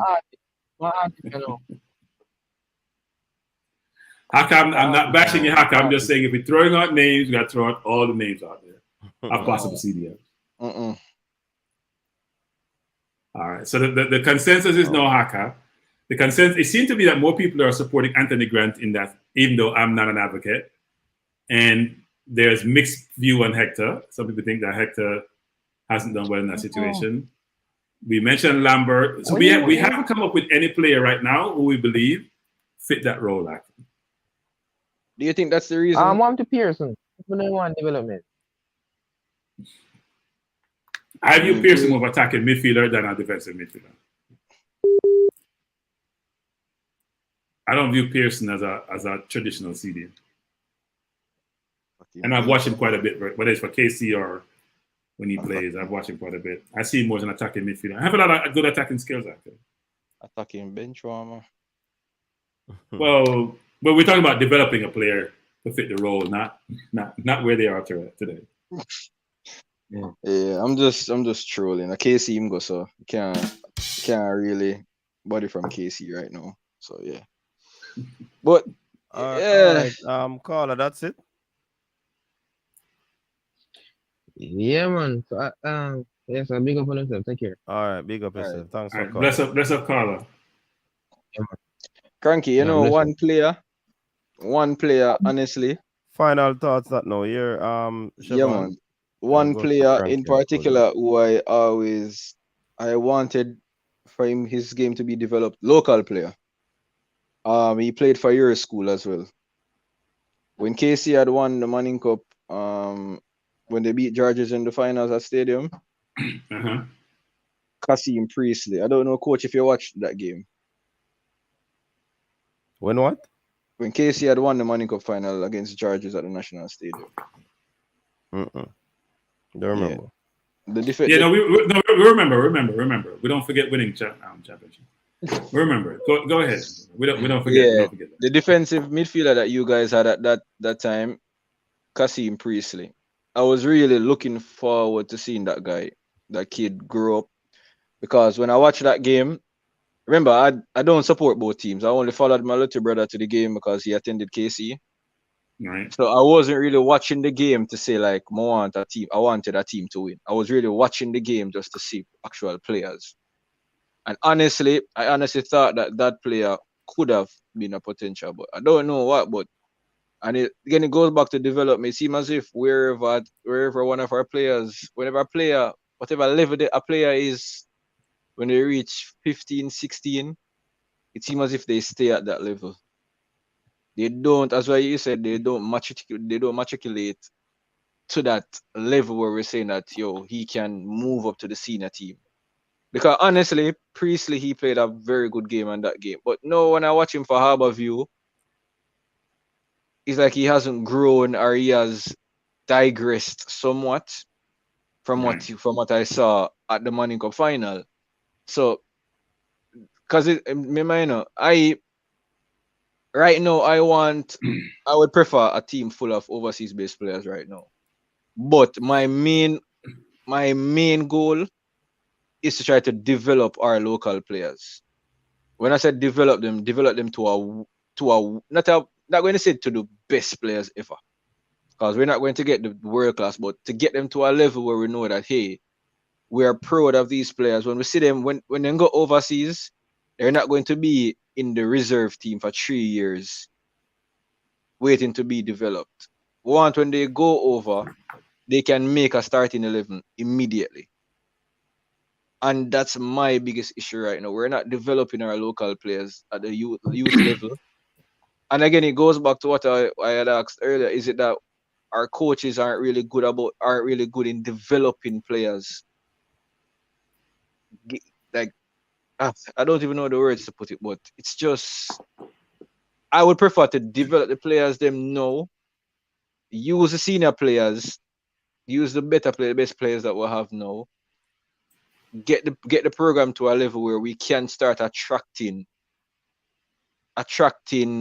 sponsors, so we can start funding our leagues to make the local players better. If you get what I'm saying. Yeah, so here's what's funny about this, guys. I'm not sure if you realize this. You know that about 75% of the players in this 19-man squad play overseas? Which I find funny, right? Not that they're overseas developed, they play overseas. I think there's about 5 players on this list who play locally. So that means about 75%, it's 4 of 19, 73% play overseas, right? I don't think it's the overseas versus local, I think it's who we believe has the requisite quality for us to be successful, right? Because we may have overseas-based players in the squad who we think just aren't at the right level. Whether it's an Amari Bell or Javian Brown, whoever they are who are playing overseas, we're saying still, even though you're overseas, you achieve a certain level, not the level we're looking for. So if we had seen the Roof, if we had seen the Antonio, if we had seen the Moore and the Pinups of the world and the Greg Lees of the world, we probably would be happy with the squad. The problem is we haven't seen who we expect to see, given who the level of competition we're going to compete against. And we're saying without these players, we don't see sufficient replacement for those players that makes us feel happy about the squad. But frankly, 14, I think, of the 19 players, I may be wrong in my counting, play overseas. So I don't think it's the local versus overseas. I think it's more of we're not seeing who we think should be in the squad, what's the skill set we're looking for, and therefore the squad doesn't make the fans happy. I think someone says 6 out of 20. Whatever the number is, it's over 60% overseas. So it's really interesting that I could only see 19 from this course. Maybe it's been blocked by the label down below. But frankly, Honestly, from what I'm seeing, most of the players are playing overseas. So whether they develop locally and play overseas, or they grew up overseas and played overseas, over 60% of them are playing overseas. I think But what yet may we're have not triggered, happy. Yeah. I think what may have triggered a lot of Jamaicans with a particular squad is one name. When person saw one name in the squad, I think there's a concern about Topi and him making that back pass. My understanding didn't help him. Is that Topi you're talking about? yeah, I think that would have heightened the hatred for the squad, because persons coming a day coming from watching the Catalonia game, saw the performance of him, and then you seen him being called up in the Nation League squad. I was like, I think that would have agitated a lot of persons to say like, but you just see him yesterday. Is it that? Because honestly, because I made a comment on a show, and I should probably retract it, to say that probably if Mr. Hall was the one that selected the squad, UEFA should just take away their license from him, because I should probably retract it, because it's kind of disrespectful. But I don't. That's why persons may have the notion that maybe it's not Mr. Hall that's picking the squad, or probably the squad was picked before the Catalonia game. Yeah, well, there are a couple of things to that, right? One is that we need to give players the chance to fail, right? Or the chance to succeed, if you want to be optimist. So if you fail, if we got 6-love in a game, a player may stand out as a poor performance, but the entire team wasn't there to support that player. So you got to write that off, right? Because I heard most people didn't play well. Hutchinson, Cousins, Topi, bunch of people did play well. The one person walk up with their head high, probably, my understanding, I didn't watch the game, was McGee and Barnes and maybe 1 or 2 more players. So that's one thing. So we should dismiss that. Second, give the player enough time to really demonstrate their ability or their decisions. So support the player, Topi or otherwise. The other players in the squad, I think, who people are concerned about, giving them, seeing them over time, seeing them locally. And sometimes familiarity breeds contempt. So you see a player locally, you don't rate them. Give them a chance in a different environment to play and hopefully succeed. And thirdly, I think Paul Hall, as a coach, should come to the general public and explain how he picked his team, the decisions made, why those decisions were made, and how all these players are going to help the team going forward. But if you're silent, as we talked about the outset of this program, we're going to be speculating, we're going to inferring what decisions were made, we're going to inferring who have influence over certain decisions, and we're not going to be happy. Because as I said before, there's a list of players who are not here who we believe have the skills and ability that we think would help the team. And the question is, why are they not here? Are they on vacation? Are they injured? Are they not committed? What's the rationale? All right. So there you have it.